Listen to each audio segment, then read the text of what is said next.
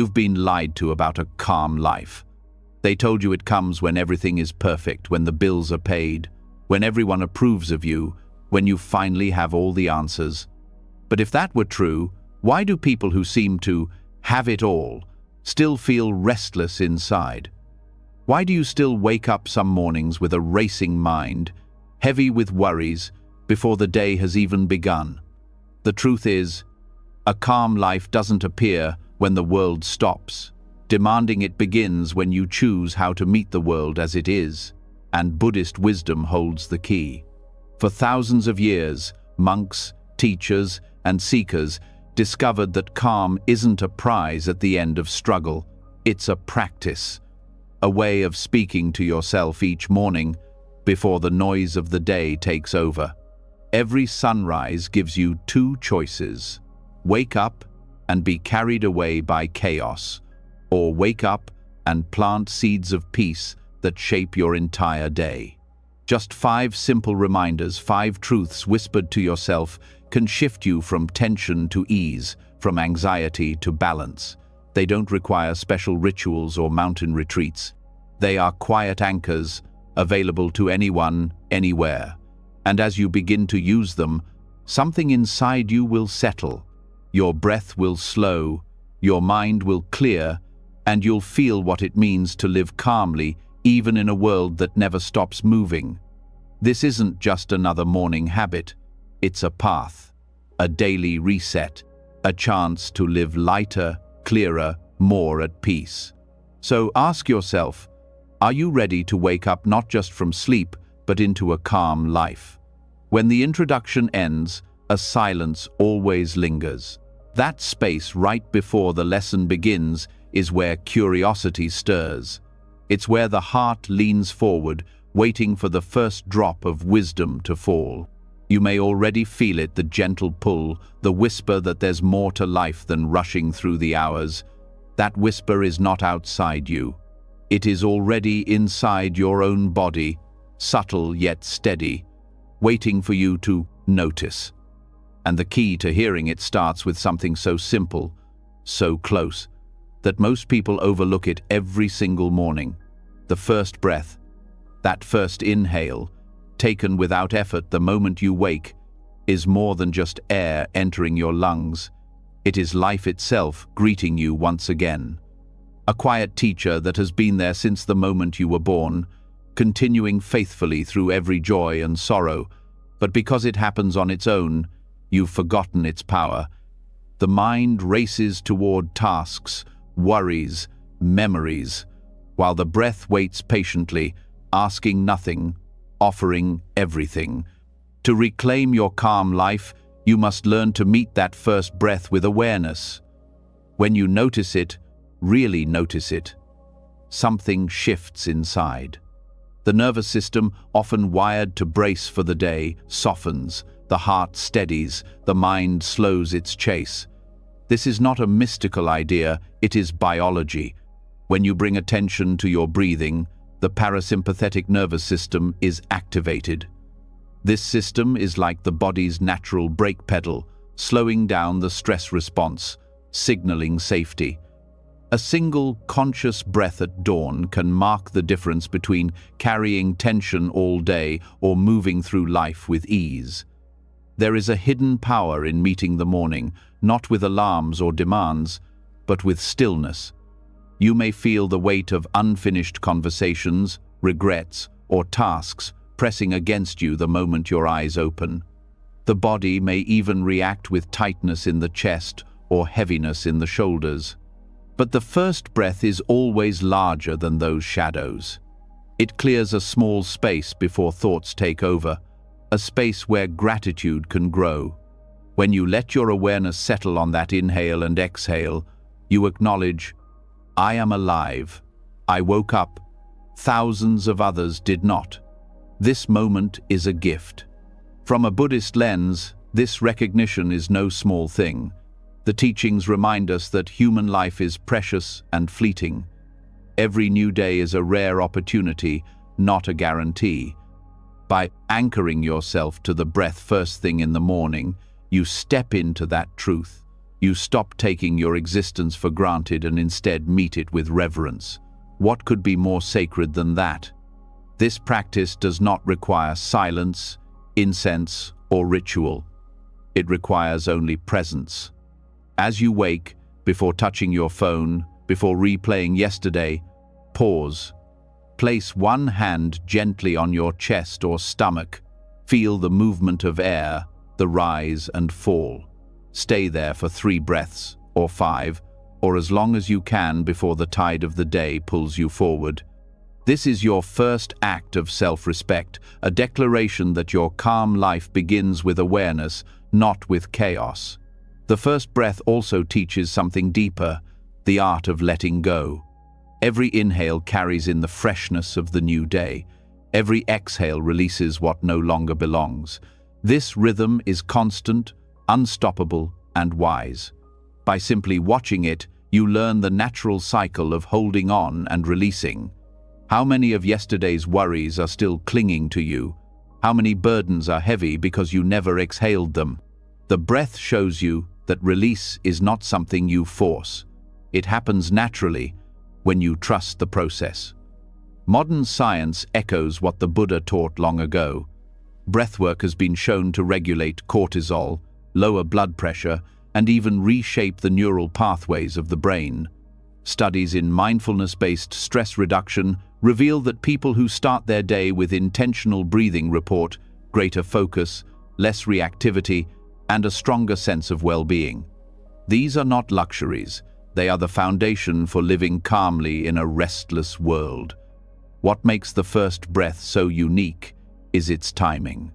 It arrives before anything else, before emails, before traffic, before conversations. If you catch it then, you anchor the entire day in stability. It's like placing the first stone of a foundation. If it is strong and steady, everything built upon it is secure. If it is ignored, the day builds on shaky ground. Gratitude naturally follows awareness. Not the forced kind, but the kind that rises like dawn. As the air fills your lungs, you may notice warmth in your body, the softness of the bed, the simple fact that you have another chance to live. Gratitude is not about ignoring pain or pretending life is perfect.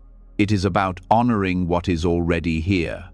That shift transforms the ordinary act of breathing into a sacred ritual, invisible to the outside world but powerful enough to alter your inner world.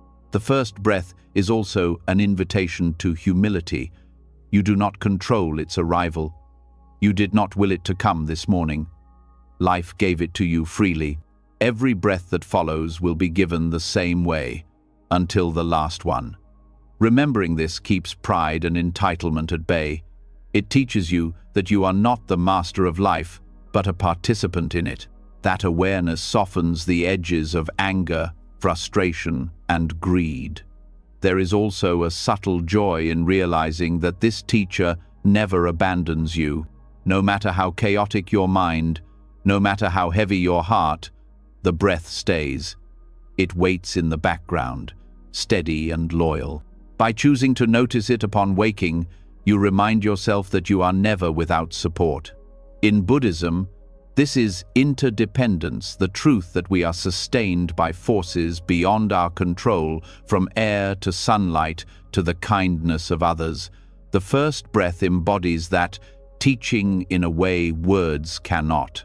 As you begin to practice this daily, you may notice a shift in the quality of your mornings. Where once there was immediate restlessness, now there is a pause. Where once the mind rushed ahead, now it lingers in the present.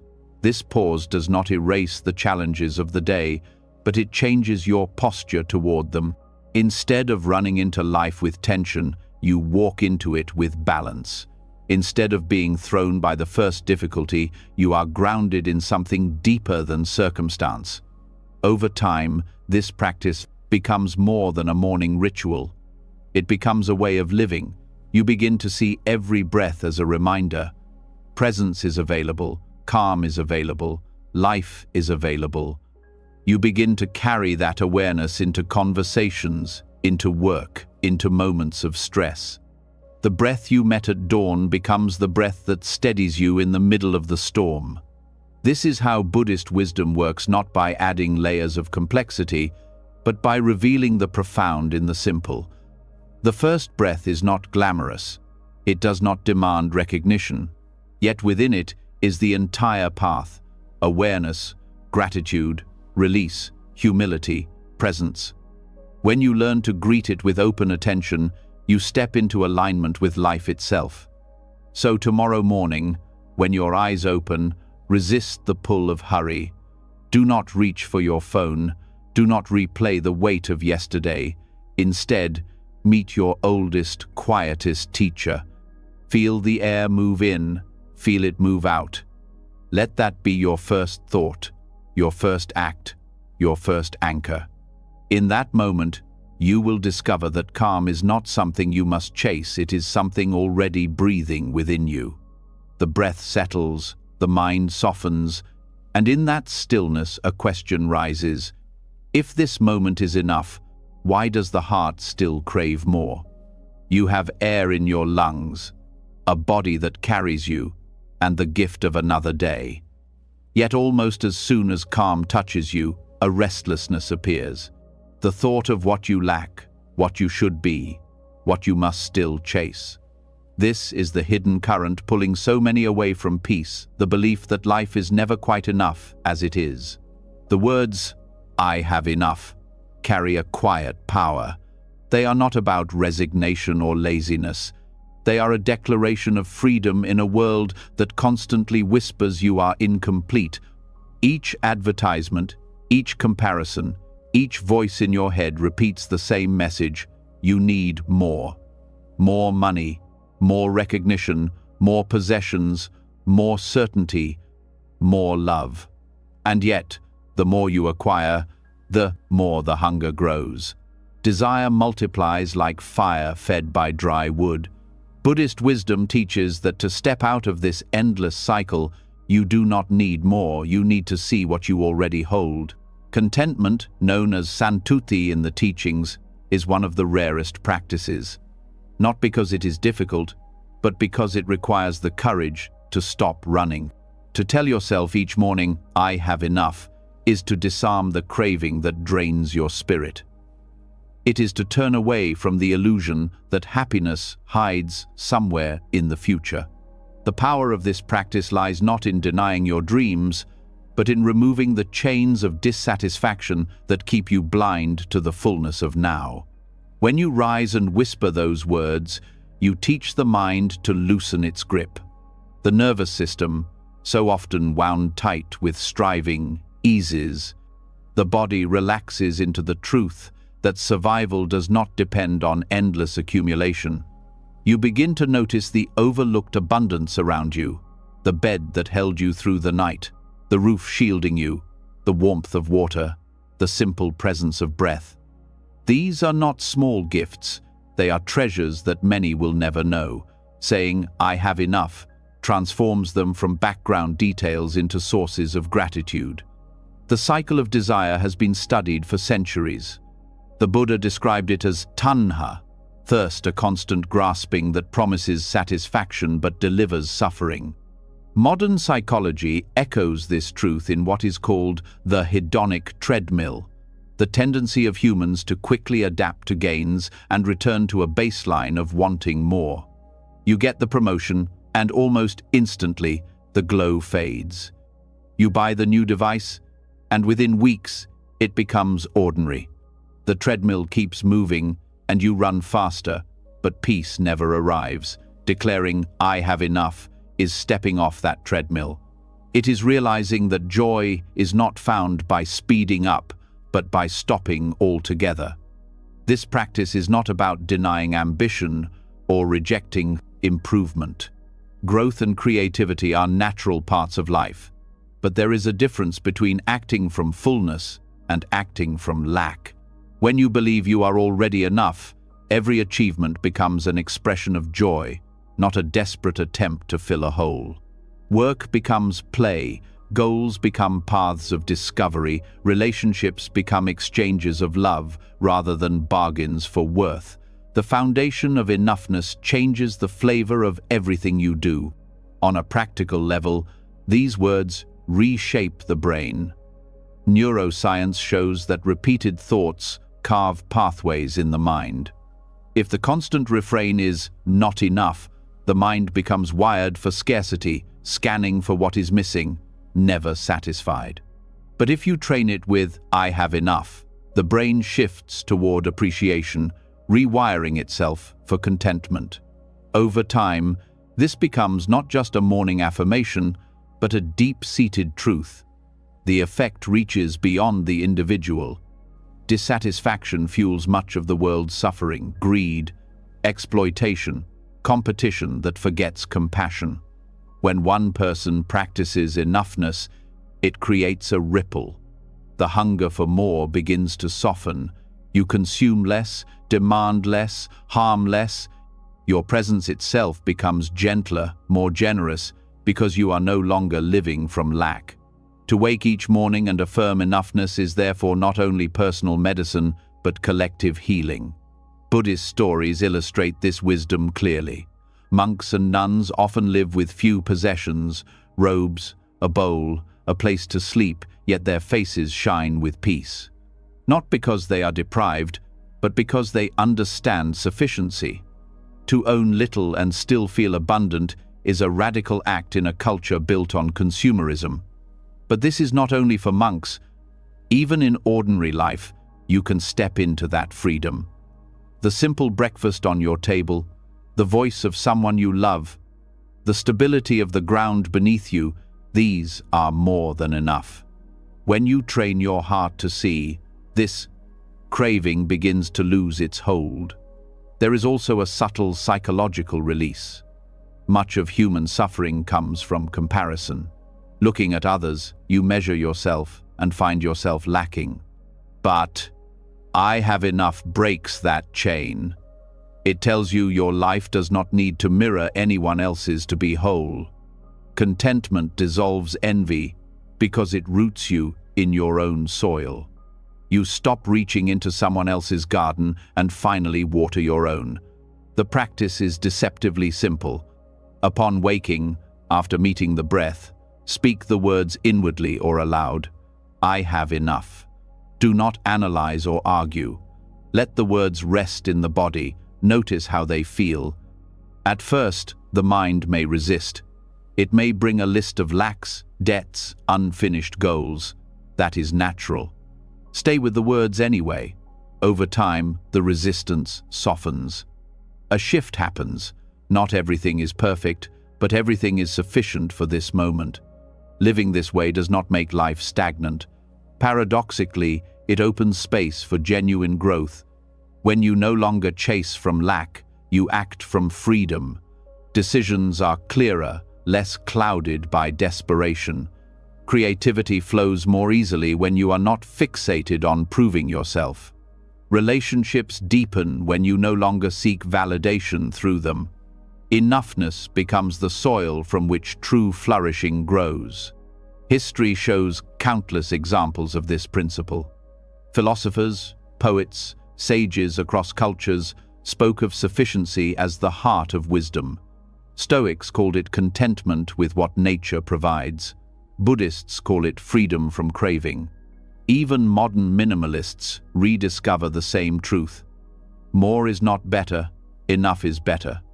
The words change, but the wisdom remains the same.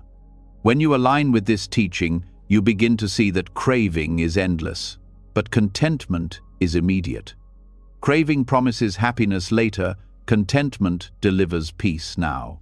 Each morning that you affirm enoughness, you reinforce this truth, protecting your mind from the flood of messages that tell you otherwise.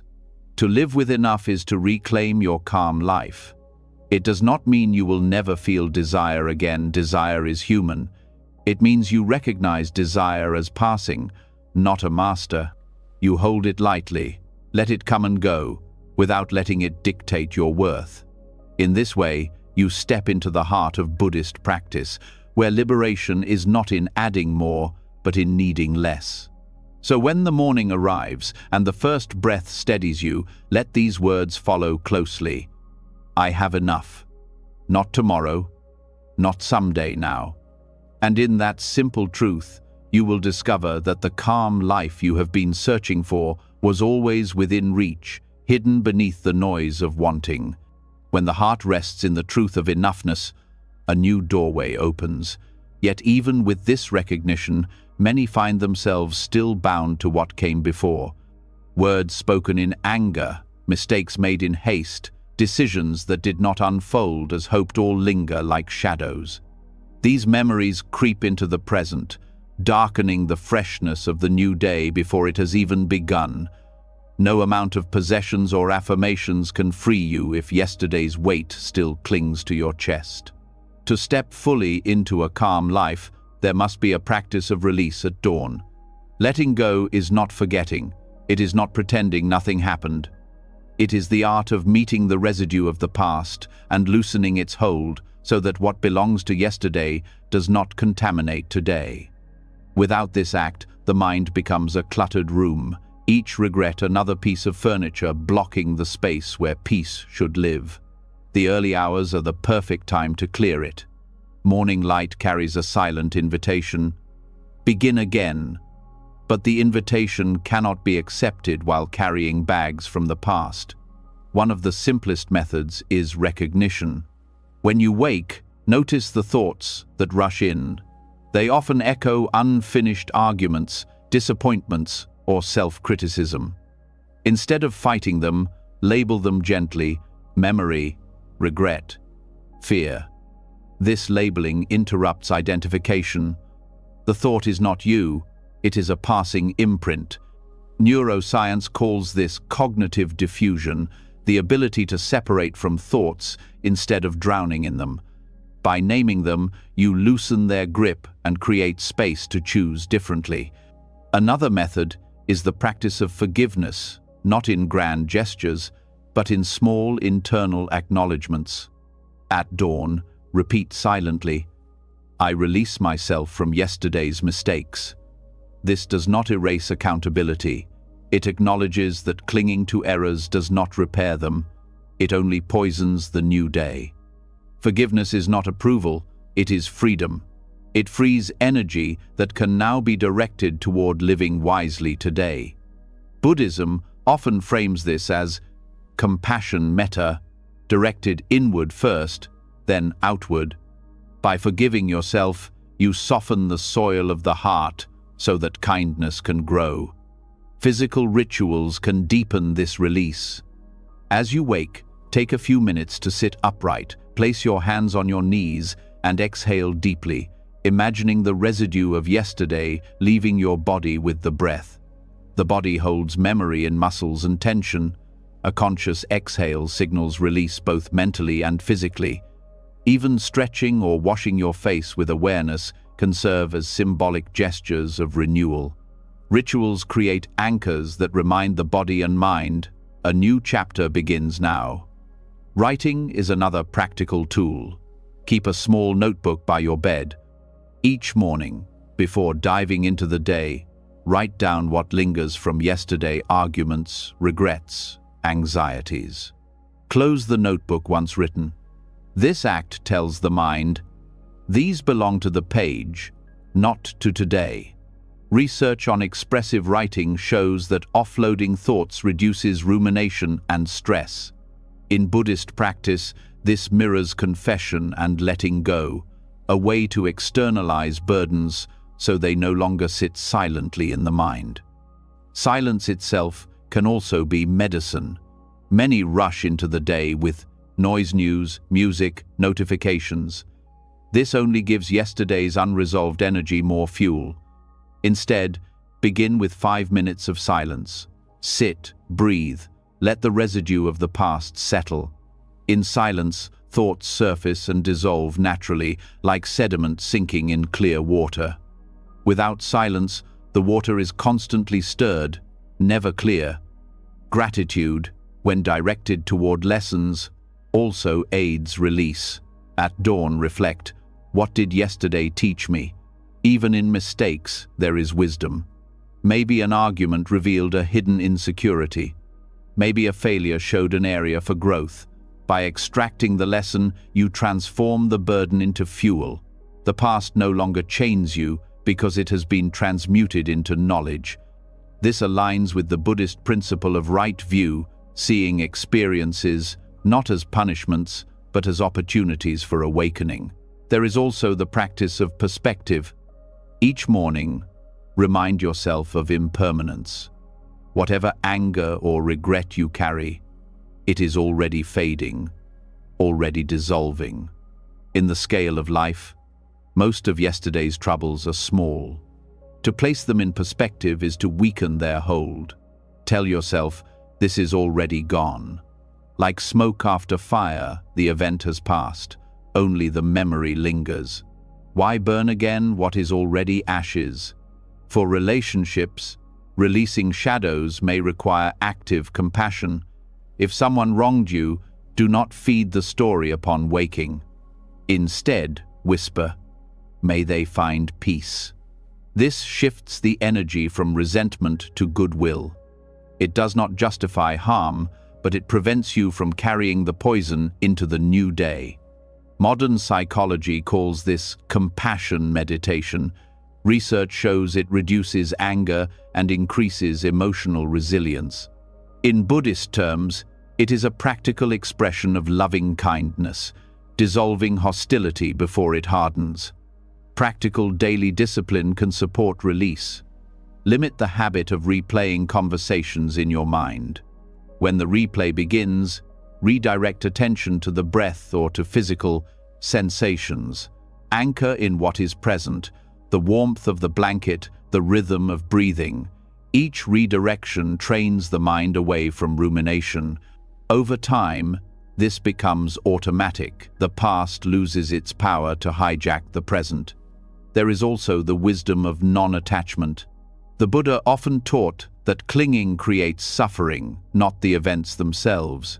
Each morning reflect, what am I clinging to from yesterday? A word, a look, a missed chance. Ask if clinging helps or harms. Release is not forced forgetting, but conscious loosening of grip. You open your fist and let the stone drop, realizing it was only weighing you down. Morning light itself can be used as practice. Step outside or look through a window. Notice how the world renews each day. Birds do not carry yesterday's song. The sky does not hold yesterday's clouds. Nature models release perfectly. By attuning yourself to this rhythm, you align with reality rather than resisting it. Each sunrise is proof. The world begins again, and so can you. Meditation techniques can deepen this habit. A simple visualization. As you inhale, picture fresh light entering your body. As you exhale, see yesterday's shadows dissolving into space. Do this for a few minutes. Visualization engages the mind, giving form to release. And over time, the body associates morning breath with cleansing.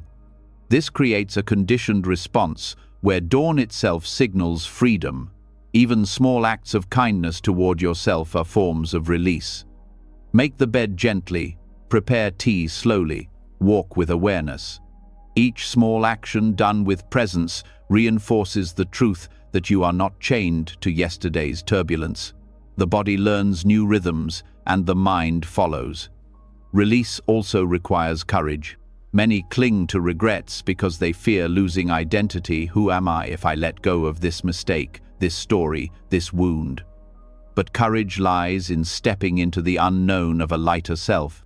By releasing, you risk emptiness, but in that emptiness, peace grows. The morning is the perfect moment for this risk, because the world itself is reborn. When practiced consistently, releasing shadows at dawn becomes second nature. You begin to wake not with heaviness but with lightness, not with chains but with wings. The past no longer stalks you into the present. Each day is met as new, not as a repetition of old pains. This is liberation in daily life, not a distant goal, but a practical habit. woven into the fabric of each morning. And so the path continues. The breath steadies, the heart whispers enough, and the shadows of yesterday dissolve with the rising Sunday. From here, the mind is ready for the next teaching, to embrace impermanence not as a threat, but as the quiet strength that makes a calm life possible. When the weight of yesterday dissolves, the heart becomes lighter, yet another truth quietly waits to be remembered. Even with forgiveness, even with release, the mind still clings to certainty. It wants comfort to last forever and pain to disappear instantly. But life refuses both requests. It moves like water, never still, never fixed. To meet life calmly, you must carry a mantra that softens the grip of both joy and sorrow. This too will change. These 4 words are not a warning, they are a doorway into resilience. They teach that no state is permanent, no feeling eternal, no success or failure final. The moment you open your eyes, life is already shifting. Cells are renewing, the body is aging, thoughts are passing. To deny impermanence is to fight reality itself. To accept it is to rest in the flow of what is real. Anxiety grows when the mind tries to freeze time. Peace comes when you release that effort and align with the movement of change. Internalizing impermanence each morning reshapes your relationship with both hardship and pleasure. When faced with difficulty, the mantra offers comfort. Fear loses its sharpness when you remind yourself that no storm lasts forever. Even the deepest grief moves, even the hardest moment bends to time. Science confirms this. Emotional intensity follows a natural curve. It rises, peaks, and fades. Holding on to "this too will change" allows you to ride the wave without drowning in it. Pleasure also transforms under this light. Instead of clinging desperately to joy, you savor it more fully, knowing it will pass. The morning sun on your face, laughter at breakfast, the warmth of tea, all are fleeting. But fleeting does not mean meaningless. On the contrary, impermanence makes them precious. A flower is beautiful not because it lasts, but because it blooms briefly. To know this is to treasure without clinging, to love without fear of loss. Buddhist teachings describe impermanence as anicca, one of the 3 marks of existence. Everything that arises will pass away. To resist this truth is to suffer. Yet when you meet it with awareness, suffering softens. At dawn, whispering, "This too will change," plants resilience in the mind. It prepares you for the day's unpredictability. Traffic jams, arguments, missed opportunities, they no longer feel like permanent prisons but temporary weather. You learn to stand in the storm without losing faith in clear skies. Practical methods anchor this mantra. One practice is reflection on natural cycles. Notice the morning light as different from yesterday's, the air slightly cooler or warmer, the body feeling stronger or weaker. These subtle shifts remind you that change is constant. Another method is journaling daily about one thing that has already changed relationships, moods, circumstances. By recording these transitions, you train the mind to trust impermanence instead of fearing it. Breath awareness also reinforces the mantra. Each inhale arises, stays for a moment, and passes. Each exhale follows the same pattern. The body itself is a teacher of impermanence, showing you change thousands of times a day. By connecting with this rhythm upon waking, you embody the teaching instead of just repeating it. Neuroscience supports this wisdom. Studies on neuroplasticity reveal that the brain is constantly reshaping itself. Thoughts and emotions are not fixed traits but patterns that can shift with awareness. By telling yourself, "This too will change," you remind the mind of its own adaptability. This rewires anxiety into resilience, teaching the brain to expect transition rather than cling to permanence. Impermanence also brings humility. Success can tempt the mind into arrogance, believing triumph will last forever. But the mantra grounds you. It reminds you that fortune shifts, titles fade, beauty changes. This humility softens the ego and keeps relationships healthy. When you know that even admiration will pass, you treat it gently rather than grasping it. At the same time, impermanence heals despair. Knowing that sadness shifts keeps you from believing it defines you. A broken heart feels endless, but the mantra whispers, "Not forever." History is filled with survivors who endured unthinkable pain, yet time carried them through. To awaken each morning with these words is to align yourself with countless others who found strength in the truth of change. This practice extends beyond the self. When you internalize impermanence, compassion naturally deepens. You recognize that others too are caught in cycles of gain and loss, joy and grief. Their anger may pass, their suffering will shift, their mistakes will fade. This view prevents harsh judgment. It allows you to see people not as fixed identities but as beings in transition. Even mundane frustrations soften under impermanence. A spilled cup, a late train, a rude comment all shrink when placed in the frame of, "This too will change." You realize that annoyance is temporary, not a verdict on your day. By repeating the mantra, you reclaim perspective and keep your calm life intact. Rituals can help anchor this truth. At dawn, before leaving your bed, press your hands together, repeat the phrase softly. Carry it into your morning walk or while preparing tea. Let it echo through small actions until it becomes second nature. Over time, the words stop being an intellectual idea and become lived wisdom. You begin to feel impermanence not as threat but as rhythm, like the tide or the turning of seasons. Impermanence also invites you to live with urgency, not panic. If all passes, then this moment matters, not in a fearful way, but in a meaningful one.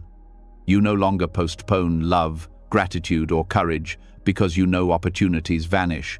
Each morning, remind yourself, this day will change into night, this chance may never return. Such awareness sharpens the value of now. This truth does not strip life of joy, it amplifies it. Knowing the smile of a friend will one day be a memory makes it shine brighter today. Understanding that health will shift makes you treat the body with care. Realizing that even your breath is borrowed makes each inhale sacred. Far from being bleak, impermanence makes life more vivid, more tender. The teaching also dismantles fear of death. Each morning you practice with small changes, the fading of dreams, the shift of moods, the passing of hours. This prepares the mind to meet the final change with less resistance. Death is not separate from life, it is the completion of impermanence. By whispering, "This too will change," you train yourself to greet even that transition with calm. Resilience grows from this soil. The person who resists change breaks easily when it comes. The person who accepts change bends, adapts, survives. By repeating the mantra daily, you condition your mind to bend rather than break. Resilience is not toughness, it is flexibility. Like bamboo, you stay rooted while moving with the wind. Practical daily examples show its power. When success comes, you hold it lightly, knowing it will shift. When failure strikes, you bear it patiently, knowing it will pass. When joy floods in, you savor deeply without clutching. When grief arrives, you allow tears without despair. The mantra equips you for all weather, making you steady in a world that never stops changing. The beauty of this practice is its simplicity. 4 words, spoken each morning, can reframe your entire relationship with life. They do not erase difficulty, but they strip it of permanence. They do not dissolve joy, but they make it brighter. Over time, they weave into your consciousness, turning fear into acceptance, restlessness into presence. So as the sun rises and the shadows of yesterday have been released, carry this mantra with you. This too will change. Say it softly, breathe it deeply, let it echo through your day. In those words lies the heart of resilience, the calm acceptance that makes peace possible in a world that never stays the same. When the mantra of impermanence settles in the heart, a new kind of awareness arises. If everything changes, then waking itself is not guaranteed. The moment your eyes open is not ordinary, it is a rare gift. While you stir from sleep, countless others do not. Their stories ended in the night, while yours continues. To treat this as routine is to overlook one of the greatest truths of all. Life is not promised. Each morning is a silent offering, one that carries both fragility and freedom. The recognition that you woke today while thousands did not is not meant to create fear, it is meant to ignite presence. To realize you have been given one more sunrise is to be reminded that your life is not disposable. When the mind falls into complaint or dullness, this awareness cuts through like a bell. You are alive, breathing, standing at the edge of possibility. That fact alone is extraordinary, even if nothing else in the day goes as planned. This awareness brings urgency, but not the restless kind. It brings a gentle urgency, the kind that pushes you to live vividly rather than wastefully. Instead of drifting through the hours as though they are infinite, you begin to treat them as precious. Small acts, drinking water, stepping outside, hearing a bird become infused with meaning, because you know that these experiences, though simple, are denied to those who did not wake. Their absence deepens your appreciation for presence. Buddhism calls this reflection on death maranasati, mindfulness of mortality. Far from being morbid, it is a pathway to gratitude and clarity.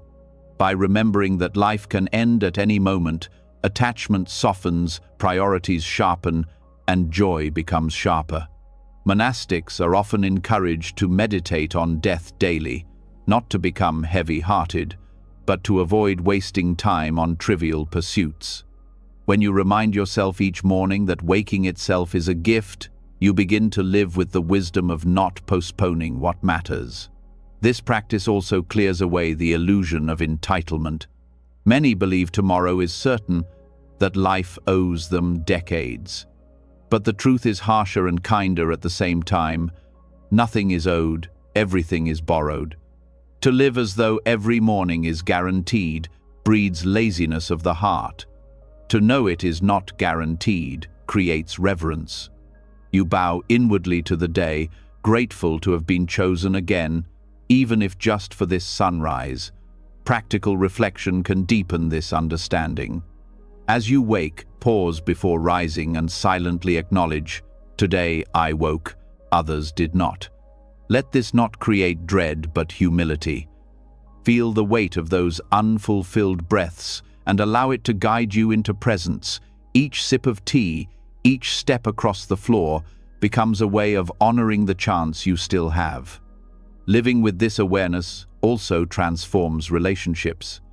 Words of love are spoken more freely because you understand they may not have another chance. Anger is softened because holding it seems foolish in light of mortality. Petty resentments lose their grip, replaced by a deeper urge to connect sincerely. Awareness of death is not about loss, it is about love sharpened by impermanence. There is also liberation in this truth. Much anxiety comes from over-planning, from believing the future is a guarantee to be secured. When you remember that waking is itself a gift, the pressure to control every outcome loosens. You stop living in the shadow of tomorrow and begin to inhabit today more fully. This shift from future obsession to present appreciation is at the core of a calm life. History is full of reminders of sudden endings. The young and healthy, the old and weary, the powerful and the ordinary all pass when their time arrives. To deny this is to live in illusion. To accept it is to live in alignment with reality. Each morning you are spared is an act of fortune beyond your control. Gratitude for this fortune naturally flows when you pause to acknowledge it. Even small frustrations shrink under this reflection. If you woke today while others did not, How heavy is a traffic jam? How serious is a delayed email? Perspective sharpens when mortality is remembered. You see clearly what deserves your energy and what does not. The mind becomes more disciplined, less scattered, because it is guided by the awareness that time is finite. From a spiritual view, this recognition also brings compassion. Knowing that thousands did not wake deepens empathy for those who lost loved ones that morning. It connects you to the vast web of humanity, reminding you that life is both fragile and shared. Instead of isolating you, awareness of death unites you with others. It teaches that to be alive today is not only a gift for yourself, but also an opportunity to serve, to uplift, to contribute. Practical exercises can help cultivate this awareness. One method is keeping a small stone or bead by your bed. Each morning, hold it and remind yourself, I woke today, others did not. May I honor this day. This tactile ritual anchors the thought, making it less abstract and more embodied. Another practice is writing down 3 ways you will live vividly today: acts of kindness, moments of joy, or meaningful work. By setting intention through the lens of mortality, you ensure the day is not wasted in trivialities. Science, too, supports the value of mortality reflection.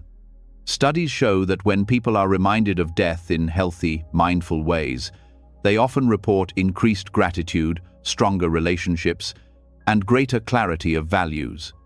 This aligns with Buddhist teaching, showing that awareness of death does not depress but awakens.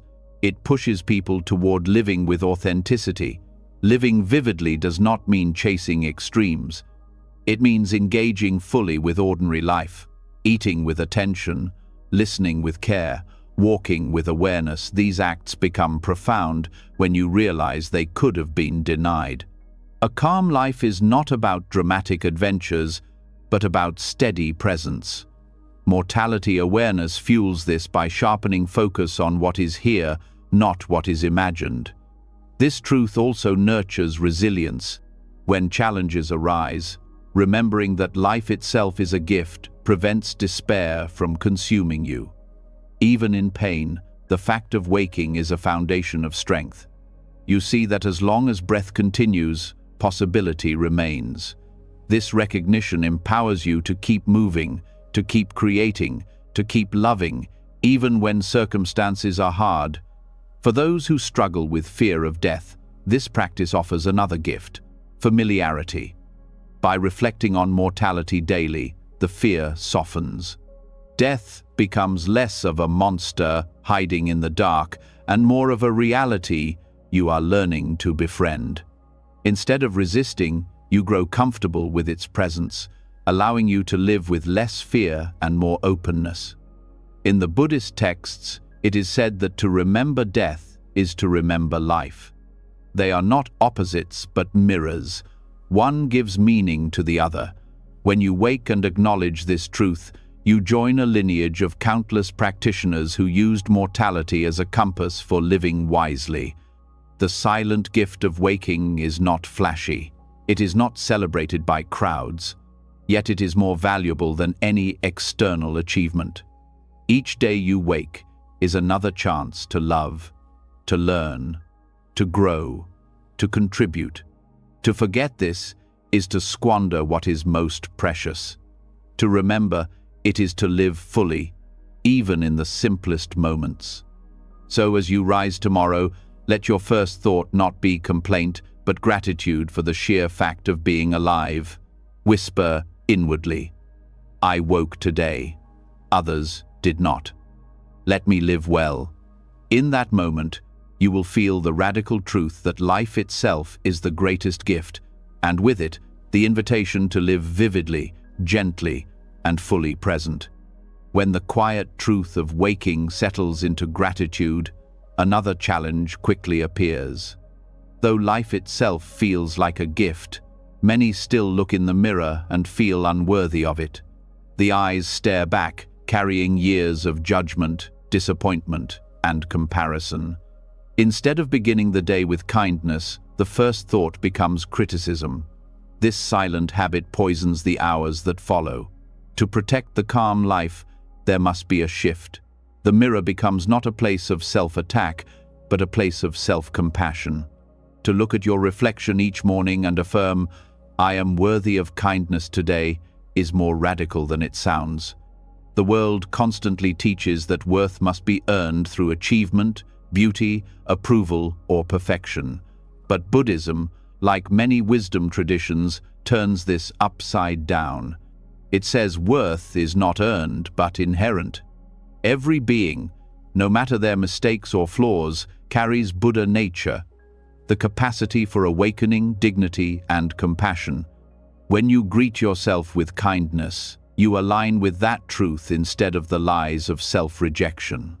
Self-compassion begins with recognition of suffering. You cannot soften toward yourself if you deny your own pain. Each morning, as you look into your own eyes, acknowledge the weight you carry, the doubts, the fears, the wounds. This acknowledgement is not weakness, it is honesty. Research by psychologist Kristin Neff shows that self-compassion reduces anxiety and depression because it replaces harsh self-judgment with warmth. By meeting yourself with tenderness, you heal the wounds caused by years of inner criticism. The words, "I am worthy of kindness today," act as a counterspell to old conditioning. Many wake and immediately measure themselves. Am I successful enough? Attractive enough? Disciplined enough? This measuring creates a life of endless deficiency. But when you replace it with worthiness, you dismantle the cycle of not enoughness. You remind yourself that being human, breathing and trying, is already enough for kindness. This practice does not excuse harmful behavior. Compassion is not indulgence, it is holding yourself accountable without cruelty. If you erred yesterday, self-compassion does not mean denying it. It means saying, "I made a mistake, but I am still worthy of kindness." With that, you create the strength to learn and change instead of drowning in shame. Buddhism teaches that guilt can paralyze, but compassion heals and moves forward. The mirror serves as a powerful tool because it reflects not just the body, but the relationship you hold with yourself. How you respond to that reflection shapes your day. If you begin with hostility, the mind carries hostility into work, relationships, and choices. If you begin with gentleness, that same gentleness colors your actions toward others. Compassion is contagious, and it begins with the one you face in the glass. Practical steps can anchor this practice. Each morning, stand before the mirror for a few moments. Instead of scanning for flaws, look into your own eyes and silently affirm, "I am worthy of kindness today." Repeat until the words feel real, even if at first they feel awkward. Over time, the brain learns to accept them. This repetition rewires the pathways of self-talk, replacing criticism with care. Small gestures strengthen the effect. Place a hand on your heart while you speak the words. Research shows that physical touch, even from oneself, releases oxytocin, the hormone linked to bonding and soothing. You become your own source of comfort, no longer waiting for external validation to feel cared for. This practice also interrupts generational cycles. Many inherit self-criticism from parents, teachers, or culture. By meeting yourself with compassion, you break that chain. You stop passing harshness to yourself and to others. Your children, friends, and partners see a model of self-acceptance and learn from it. In this way, the mirror practice extends far beyond you. It becomes an act of collective healing. From a Buddhist view, compassion is not selective. If you vow to treat all beings with kindness, you cannot exclude yourself. To reject your own worth is to live in contradiction. By affirming kindness to yourself, you practice consistency. You embody the teaching that compassion knows no boundaries. Some may resist, believing that self-criticism fuels growth. But research shows the opposite. Harshness breeds fear and paralysis, while compassion encourages resilience and motivation. When you know you are safe in your own regard, you take risks, learn from failure, and persist. Kindness does not make you weak, it makes you braver.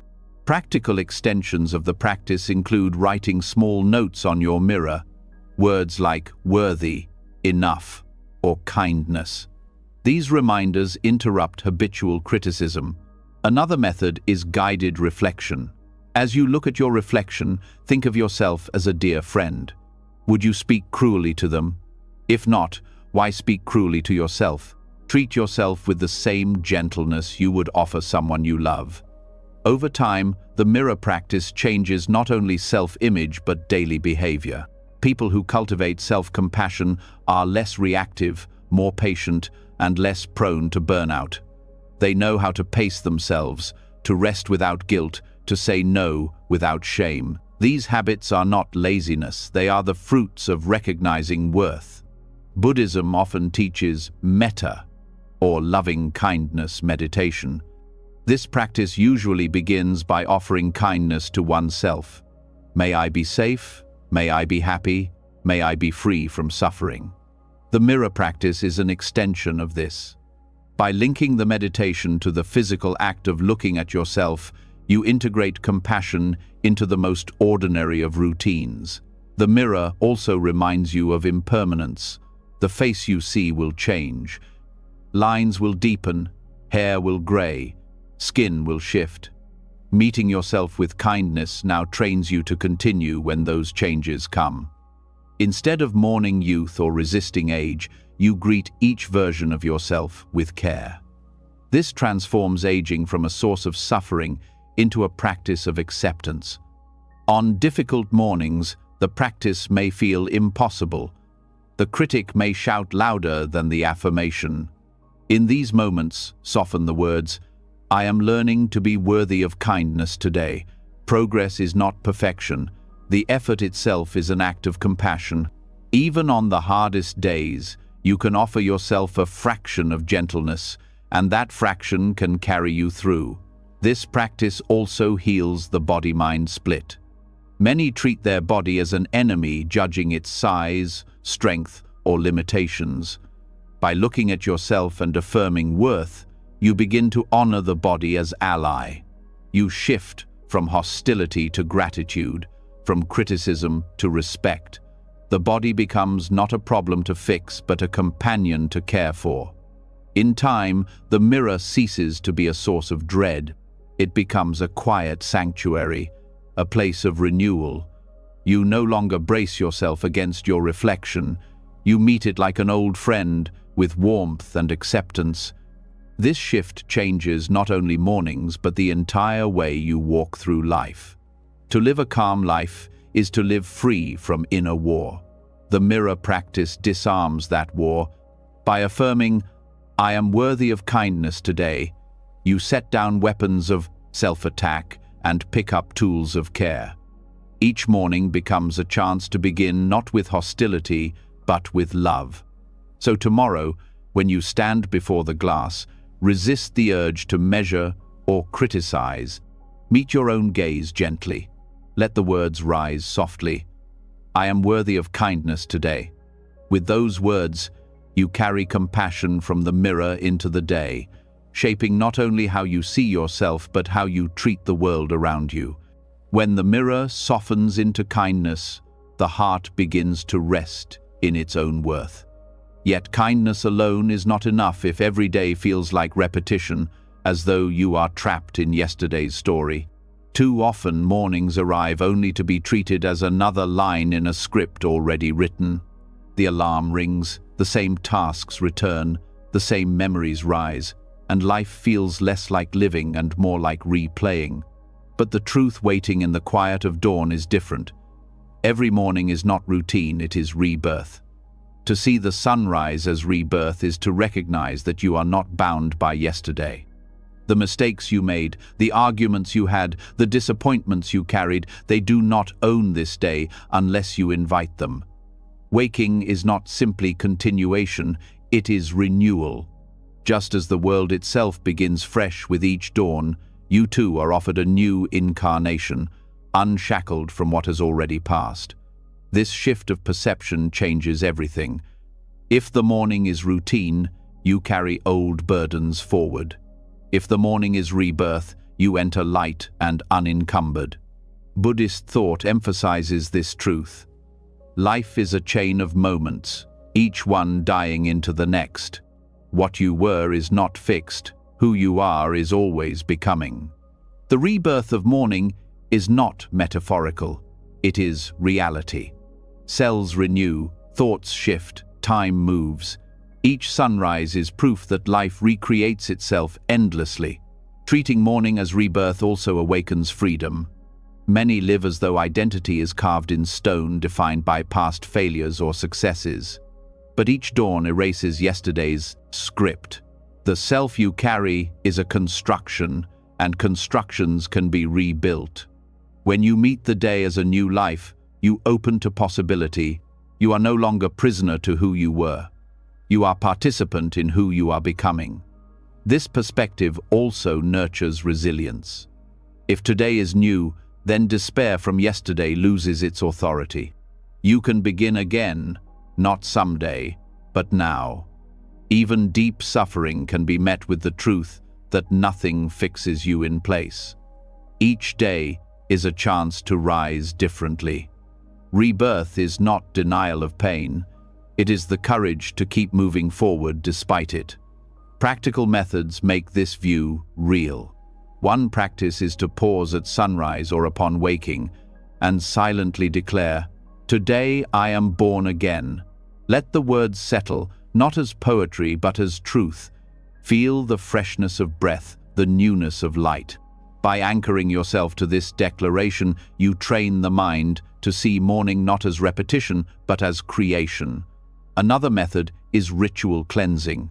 Wash your face, shower, or even drink water with awareness, as though washing away yesterday's residue.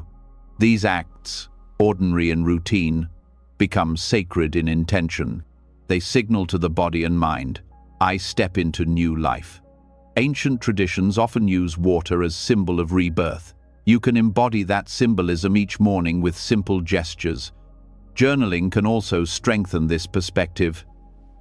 Instead of listing tasks, write, "Who do I choose to be today?" Let the words arise freely. They may be small, patient, attentive, gentle, or they may be bold, courageous, creative, forgiving.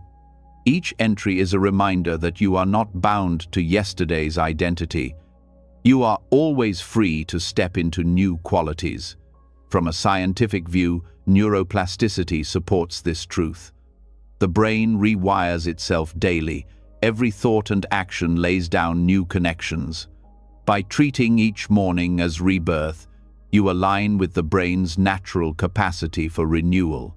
You choose consciously which pathways to strengthen, instead of unconsciously replaying old patterns. Seeing morning as rebirth also deepens gratitude. To be given another chance is not trivial. So many do not wake. So many wake with no freedom. To recognize your own freedom each morning, to breathe, to choose, to begin again, is to honor life's generosity. Gratitude then becomes not a forced practice, but a natural response to rebirth. This view also transforms time. Routine compresses hours into monotony. Rebirth expands them into opportunity. The same breakfast, the same commute, the same tasks can feel alive when seen through the lens of newness. You begin to notice details once overlooked. The light on the table, the taste of food, the sound of footsteps. Rebirth sharpens perception, turning ordinary into extraordinary. It also heals the weight of regret. Many live trapped in stories of what they should have done differently. Morning as rebirth interrupts that story. You cannot rewrite yesterday, but you can live today differently. Each dawn is a chance to correct course, to embody values neglected, to love more openly. Regret loses its sting when every day is recognized as opportunity to begin again. This perspective influences relationships as well. Too often, we lock others into fixed identities. The friend who disappointed us, the partner who hurt us, the colleague who failed us. But if each day is rebirth, then they too are new. Meeting them with fresh eyes softens resentment and allows change. You free them from the prison of your judgment, just as you free yourself from your own. Spiritual traditions across cultures echo this truth. In Christianity, each morning is mercy renewed. In Stoicism, each day is a gift undeserved. In Buddhism, each moment is a birth and a death. To live with this awareness is to walk in harmony with wisdom that transcends time and culture. Practical extensions are endless. Begin conversations with openness, as though meeting the person anew. Approach work not as routine, but as a chance to contribute freshly. Treat setbacks not as final verdicts, but as part of the day's new unfolding. Rebirth is not theory, it is applied perspective. The body too can be honored as reborn. Stretch gently upon waking, treating the body not as tired continuation but as renewed companion. Thank it for carrying you into another day. This gratitude shifts how you treat it, with nourishment instead of neglect, with movement instead of disregard. Rebirth also fosters creativity. When you know you are new each morning, you dare to experiment. You are less attached to fixed roles, more willing to explore. This creativity does not require grand projects. It may be as simple as preparing food differently, speaking with more honesty, or noticing beauty in new places. Life becomes art when seen through rebirth. This perspective also heals fear of failure. If today is rebirth, then failure yesterday cannot define you. You can attempt again with fresh energy. Resilience grows naturally when identity is not chained to past outcomes. Each attempt is a new life, free of yesterday's scars. Even suffering can be held differently. Pain may persist, but rebirth offers new ways of relating to it. The body may hurt, but the mind can meet it freshly, with patience today that was absent yesterday. The heart may grieve, but each morning brings slightly different light to that grief. Rebirth does not erase suffering, but it offers space for it to evolve. Over time, this practice changes your sense of self. You no longer cling to rigid stories about who you are. You begin to see yourself as fluid, unfolding, becoming. This loosens the grip of identity and brings freedom. You realize you are not the fixed character of yesterday, you are the living process of today. So when dawn arrives, let it not pass as routine. Pause, breathe, and step into it as rebirth. Declare inwardly, "Today I begin again." Let this truth ripple through your actions, your relationships, your choices. Life is not repetition, it is constant creation. Each sunrise confirms it. To live this way is to live vividly, lightly, and free from the chains of yesterday. When you begin to see morning as rebirth, something profound shifts in how you approach the hours ahead. If every sunrise is a new life, then how you step into it matters deeply. Yet most people rush into the day as if chased emails before breath, chores before silence, worries before presence. The sacred chance of renewal is buried beneath the machinery of productivity. But there is another way, a gentler way, learning the subtle art of non-doing. Non-doing does not mean laziness, neglect, or resistance to life. It means honoring being before doing. It is a pause that anchors you in the essence of life before the endless tasks begin. In Buddhist practice, this is close to Wu Wei, effortless action, the state where you align with the flow of reality instead of forcing yourself against it. To practice non-doing in the morning is to remind yourself that your worth is not measured by output, it is measured by presence. This pause is not empty, it is full of richness often missed when rushing. In stillness, you notice the warmth of breath, the quiet hum of the world waking, the soft rhythm of your own heart. These subtle experiences remind you that life is happening now, not in the list of tasks waiting. By cultivating stillness first, you carry clarity into whatever comes next. Productivity without presence scatters the mind. Productivity rooted in being flows naturally. Practicing non-doing each morning also heals the nervous system. The modern world pulls the body into constant stress, with cortisol levels spiking at the first ping of the phone. But if you begin the day with stillness, sitting quietly, breathing, or simply resting, you send the opposite signal. Safety, calm, stability. This activates the parasympathetic system, setting the tone for a day lived from balance rather than reactivity. This art also teaches humility. Doing often feeds ego, the sense that your value lies in accomplishments. Non-doing reminds you that you are already whole without achievements. You exist, therefore you are worthy. By sitting quietly, you dissolve the illusion that you must prove yourself every morning. This practice frees you from the cycle of over-identification with roles and responsibilities. Practical approaches are simple yet powerful. Upon waking, resist the pull of devices. Instead, sit on the edge of the bed or on a cushion. Close your eyes, rest your hands loosely, and simply be. Thoughts will rise. Let them. The point is not to eliminate them, but to stop chasing them.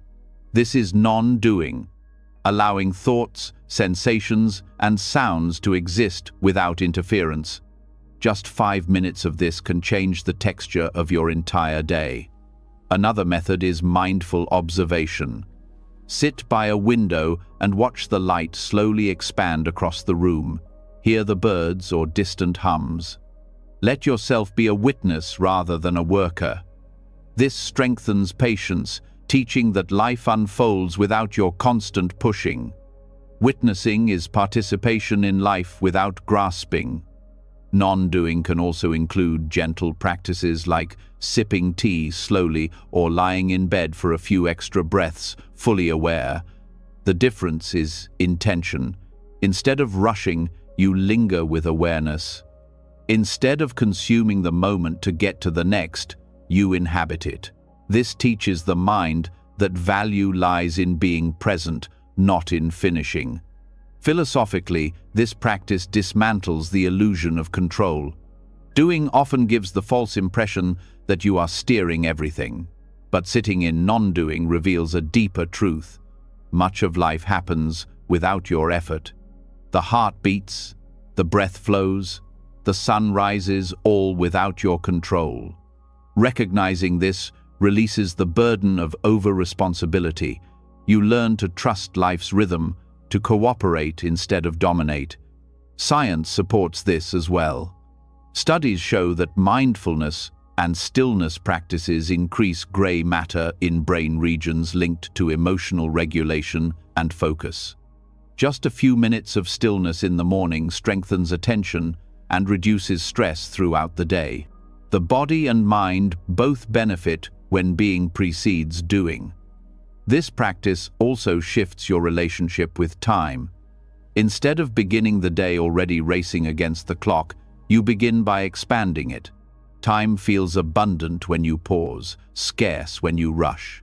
By practicing non-doing, you discover that you can meet the day spaciously rather than frantically, even if the tasks ahead remain the same. Non-doing nurtures creativity. When the mind is not forced into constant production, insights arise naturally. Many breakthroughs in art and science came not from frantic effort, but from quiet moments of rest. By practicing stillness each morning, you create fertile ground for inspiration to surface throughout the day. Compassion also grows from this soil. Rushing often breeds impatience, but stillness breeds gentleness. When you honor yourself with silence, you naturally extend that patience to others. You meet them not as obstacles to your productivity, but as fellow beings moving through their own rhythms. Non-doing becomes a subtle act of kindness. Even spiritual growth is rooted in this art. The Buddha often spoke of stopping, of learning to rest in awareness rather than chasing craving. Non-doing in the morning mirrors this teaching. It trains you to value presence, to recognize that awakening is not found in more effort, but in seeing clearly what already is. Resistance to non-doing is natural. The mind, conditioned by culture, equates stillness with waste. But ask yourself, what is truly wasted? 5 minutes of silence or a whole day lived in unconscious rushing? The answer becomes clear with practice. Non-doing does not waste time. It gives time back its depth. Over time, this art becomes second nature. The day no longer begins with a jolt of urgency, but with a breath of presence. You still accomplish tasks, but from a grounded place. You still meet challenges, but with clarity instead of chaos. Non-doing is not absence of life, it is the foundation of living well. So tomorrow, before the machinery of productivity turns on, sit in stillness, breathe, notice, be. Honor being before doing. In this pause lies the strength, clarity, and peace that carry you through the day. This is the subtle gift of non-doing, the reminder that your calm life begins not with effort, but with presence. When stillness has been honored and the body has learned the value of non-doing, the mind itself reveals its hidden influence. In that fragile space between sleep and wakefulness, a single thought often rises first. It may be a worry, a memory, a hope, or even a harsh self-judgment. Left unchecked, that one thought can color the entire day, shaping mood, decisions, and even how the body feels. This is the unseen weight of thought, small in appearance, but immense in effect. The Buddha often compared the mind to a fertile field. Whatever seed is planted will grow, whether it is nourishing or poisonous. The thought that greets you in the morning is that seed. If it is heavy with resentment or fear, the mind cultivates a day of tension. If it carries gratitude or purpose, the same mind cultivates clarity and ease. Most people let this seed form unconsciously. The invitation of practice is to choose it with awareness. The science of cognition supports this truth. Studies show that the first thought or emotional state upon waking sets off chemical cascades that influence hormones, attention, and decision-making for hours. A stressed or self-critical thought increases cortisol, narrowing focus and fueling reactivity. A calm or grateful thought activates the prefrontal cortex, strengthening patience and empathy. The body literally follows the tone set by the first seed of thought. To work skillfully with this, begin by noticing. As you wake, ask yourself gently, what was the first thought? Do not judge it. Simply observe. Perhaps it was about unfinished work, about someone you love, or about something you regret. By noticing, you step outside the automatic grip of that thought. Observation itself weakens its unconscious power. Once observation is steady, you can begin to plant deliberately. Before sleeping, set the intention for the first thought of the morning. Whisper to yourself, when I wake, may my first thought be one of gratitude, or may it be kindness, or may it be courage. This instruction, given to the mind before rest, often bears fruit at dawn. Over time, the mind learns to greet the day with chosen seeds rather than random ones. Practical examples help anchor this. If your mornings often begin with dread about work, replace the first thought with, I will meet today with steadiness. If you wake with loneliness, plant the thought, I am connected to all beings through breath and life. If you wake restless, choose, this day is enough. These phrases are not empty affirmations, they are deliberate seeds, aligned with reality, yet infused with care. Meditation strengthens this further. Each morning, sit for a few minutes and choose one thought to repeat silently. Let it fill the mind like sunlight. Neuroscience shows that repetition consolidates neural pathways. By repeating a beneficial thought, you create grooves in the brain that make it easier for the mind to return to them during the day. In this way, one thought becomes the foundation for countless actions. The weight of one thought also shows in relationships. If you wake thinking critically of yourself, you carry that harshness into interactions. Words become sharper, patience thinner. If you wake with a thought of kindness, you carry that same energy outward. The people around you may never know where it began, but they feel its presence. Thus, the quality of one thought upon waking can ripple into entire networks of connection. Philosophically, this practice reveals the emptiness of permanence. A single thought can shift perception so drastically that the world appears different, though nothing external changed. This demonstrates that experience is shaped more by the mind than by circumstances. To realize this is to reclaim power. You cannot always control events, but you can choose the thought that colors how you meet them. Resistance often arises. The critic says, "One thought cannot matter that much," but notice your own history. Recall mornings when the first thought was anxious. Did the day not feel heavier? Recall mornings when it was peaceful. Did the hours not flow differently? This is not exaggeration, it is direct experience. To deny it is to ignore your own evidence. Practical tools can reinforce the habit. Keep a small card on your nightstand with the thought you wish to plant.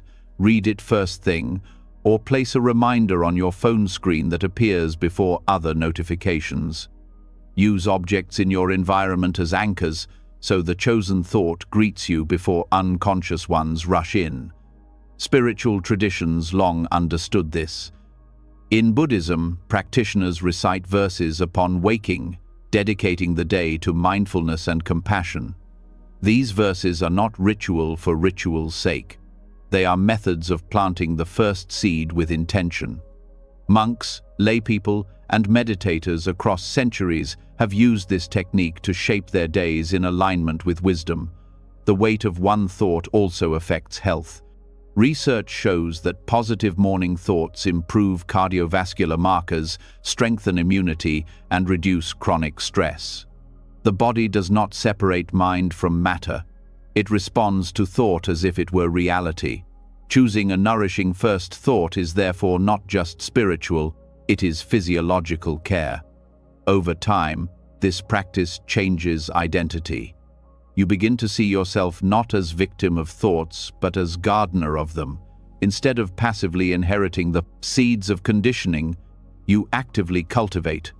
Identity shifts from "I am anxious" to "I can choose steadiness," from "I am unworthy" to "I can affirm kindness." This shift is profound because it breaks the illusion that thoughts define you. Compassion also grows here. When you see how much your own mind is swayed by one thought, you understand how others are too. Their anger, their joy, their despair may come from seeds planted unconsciously. This softens judgment. You meet them with patience, knowing that they too are gardeners, some skilled, some still learning. This awareness reshapes even ambition. Goals pursued from anxious first thoughts often feel desperate, unsatisfying. Goals pursued from steady or grateful first thoughts feel aligned, joyful. The same actions look different when the root thought is different. Thus, planting skillful thoughts is not small, it shapes the entire architecture of life. The practice does not require perfection. Some mornings the old seeds will appear: fear, resentment, criticism. That is natural. The skill is in noticing and gently replacing them with chosen ones. Over time, the balance shifts. The garden grows richer with thoughts that support peace, kindness, and clarity. So tomorrow, when you wake, pause before rushing forward. Listen for the first thought. If it is heavy, acknowledge it and release it. If it is kind, nurture it. And if you wish, plant a new one deliberately. Whisper a thought that lifts, steadies, and connects you. In that small act, you carry the seed of an entire day. The weight of one thought is immense, but when chosen with care, it is the weight that builds a calm life. When the power of one thought is understood, the gaze naturally turns toward the vessel that carries those thoughts, the body. It is easy to forget that every idea, every choice, every experience passes through this physical form. Yet too often, the body is treated as a servant to be commanded, rather than a companion to be honored. The morning becomes a list of demands: move faster, look better, endure more, without a moment of gratitude for the fact that the body woke with you at all. To live a calm life, you must learn to bow to the body before expecting anything from it. This bow is not about ritual or performance. It is an inward gesture of respect. It says, "Thank you for breathing through the night, for carrying me into another day, for keeping me alive even when I forget you." Most of your body's work happens unseen: the beating of the heart, the filtering of blood, the repairing of cells. Gratitude for these hidden labors shifts your relationship from one of criticism to one of reverence. Buddhism teaches that the body is a precious human birth, a rare chance for practice. Without it, there is no path, no meditation, no awakening. Yet many spend their lives resenting it: too old, too weak, too flawed. Gratitude transforms this resentment into partnership. By bowing inwardly each morning, you acknowledge the body not as an obstacle but as your ally on the path. Practical ways to bow begin simply. Place your hand on your chest or abdomen as you wake and acknowledge, this body is still here. Feel the pulse, the breath, the warmth. Let that awareness soften you. Even if the body aches, even if it is not how you wish it to be, it is still carrying you. Gratitude in this moment is not conditional. It is unconditional appreciation for life itself. This practice has scientific echoes. Research shows that body appreciation leads to higher well-being, better health habits, and lower levels of anxiety. When gratitude is expressed toward the body, stress hormones decrease and self-care behaviors increase. People who respect their bodies are more likely to nourish them, rest them, and move them with kindness. Bowing to the body in the morning is not only spiritual, it directly influences physical health. The art of bowing also interrupts cycles of self-criticism. Many begin the day scanning the mirror for flaws or feeling disappointment in pain or fatigue. This sets a tone of hostility that lingers all day. By starting with gratitude instead, you change the foundation. Even if you later notice imperfections, they are held within a wider frame of respect. Criticism loses its sharpness because appreciation has already spoken first. Bowing does not deny reality. If the body is unwell, you do not pretend otherwise. But you recognize that even in illness, the body is doing its best. The immune system fights unseen battles. The muscles strive to support you. The lungs continue to draw air. Gratitude softens the frustration of limitation and replaces it with compassion. You become less of a harsh master and more of a gentle caretaker. This practice also deepens mindfulness. When you bow to the body, you notice sensations that are often ignored: the stretch of muscles, the rhythm of heartbeat, the temperature of breath. Awareness of the body anchors you in the present moment. The Buddha himself taught mindfulness of the body as the first foundation of awareness, because the body is always here, always real. By beginning the day this way, you root yourself in direct experience before abstractions and worries intrude. From a relational perspective, bowing to the body enhances empathy. When you treat your own body with respect, you extend that respect to the bodies of others. You recognize that every person you meet is carried by a body with its own struggles, strengths, and scars. This understanding reduces judgment and increases compassion, both for yourself and others. There are countless ways to embody this gratitude. Some stretch gently in the morning, not to force performance, but to thank the body for its range of movement. Others drink water slowly, acknowledging the body's thirst. Some whisper words of appreciation: thank you for my legs, thank you for my hands, thank you for my breath. These small gestures, repeated daily, transform the body from target of complaint into source of reverence. Philosophically, bowing to the body challenges cultural conditioning. Many societies treat the body as a machine to be optimized or a product to be judged. By practicing gratitude, you resist these narratives. You declare that worth is not dependent on appearance or efficiency. The body is sacred because it is alive, not because it meets external standards. This shift also influences how you pursue goals. Instead of driving the body with neglect, you cooperate with it. Exercise becomes an act of care rather than punishment. Rest becomes a necessity rather than laziness. Food becomes nourishment rather than an enemy. Bowing to the body changes the motivation behind every action, grounding it in respect. Even in spiritual practice, this bow matters. Meditation often requires sitting still, which can bring discomfort. If you approach with hostility, the discomfort becomes suffering. But if you bow first, acknowledging the body's effort, you meet the discomfort with patience. The practice deepens because it is rooted in partnership rather than opposition. Over time, this habit reshapes identity. You no longer see the body as separate from you, but as you. This dissolves duality, the sense of me ordering around my body. Instead, you recognize the body-mind as one process, working together. This unity brings peace, because conflict between self and body dissolves. Gratitude for the body also brings humility. No matter your intelligence or achievements, without the body, you cannot act. Every thought depends on oxygen. Every ambition depends on movement. Acknowledging this grounds you, reminding you of dependence. Instead of arrogance, you carry reverence. This practice does not require hours. Even a single mindful breath, accompanied by a silent thank you, is enough to bow inwardly. Consistency matters more than duration. The daily act of beginning with gratitude shapes perception, and perception shapes the entire day. Bowing to the body each morning also plants seeds for aging gracefully. As the body changes, gratitude keeps you from resentment.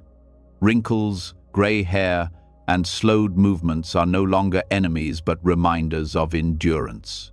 Gratitude allows you to celebrate longevity rather than mourn youth. This awareness influences how you meet others in their aging and illness. You no longer see them as diminished, but as sacred bodies carrying life with dignity. Compassion flows naturally because you understand the gift and fragility of embodiment. So when you rise tomorrow, pause before demanding anything of yourself. Place a hand on your chest, bow inwardly, and say, "Thank you, body." Even if you feel tired, even if you feel pain, gratitude remains possible. From this beginning, whatever tasks follow are met not with hostility, but with partnership. To bow is to honor the silent labor that allows you to live at all. And in that bow, you carry the seed of a calm life into everything that follows. When the body has been bowed to with gratitude, the heart naturally widens its view. Respect for your own form opens the door to seeing how deeply your life depends on countless others. The food you eat, the clothes you wear, the shelter you rest under, all these comforts do not appear by themselves. They exist because of hands you will never shake, faces you will never see, lives that intertwine silently with yours. This is the invisible web of interbeing, the truth that nothing stands alone. Awakening to this web transforms the ordinary into sacred. Breakfast becomes more than a meal. Each grain of rice carries the labor of farmers, the patience of soil, the gift of rain, the warmth of sun, the transport of workers, the care of those who cooked before you eat. To chew mindlessly is to erase this truth. To eat with awareness is to touch the vast network of existence. Gratitude deepens when you realize your survival rests on the cooperation of the world. This perspective is at the heart of Buddhist teaching. Thich Nhat Hanh often spoke of seeing the cloud in your tea, the rain in your bread, the entire cosmos in a single flower. Nothing exists independently. To forget this is to fall into arrogance. To remember it is to awaken humility. Each morning, reflecting on this web is a way of grounding yourself in interconnection. Practical methods bring this awareness alive. As you wake and prepare breakfast, pause to trace one item back. Hold a piece of fruit and reflect: who planted the seed, who watered the tree, who harvested it, who transported it, who arranged it in the store, who built the roads that allowed it to arrive. Suddenly, what seemed simple becomes vast. This reflection does not make the food ordinary, it makes it extraordinary. The same is true of clothing. The shirt on your back carries the story of cotton fields, machines, factories, designers, transporters, and sellers. The walls around you were built by workers, engineers, and even the hands of those who cut wood or shaped stone. Your life is carried by invisible threads that stretch across nations and generations. To wake and remember this is to dissolve the illusion of independence. This awareness also creates responsibility. If your comfort rests on others, then your choices affect them in return. To waste food is to dishonor the labor of countless beings.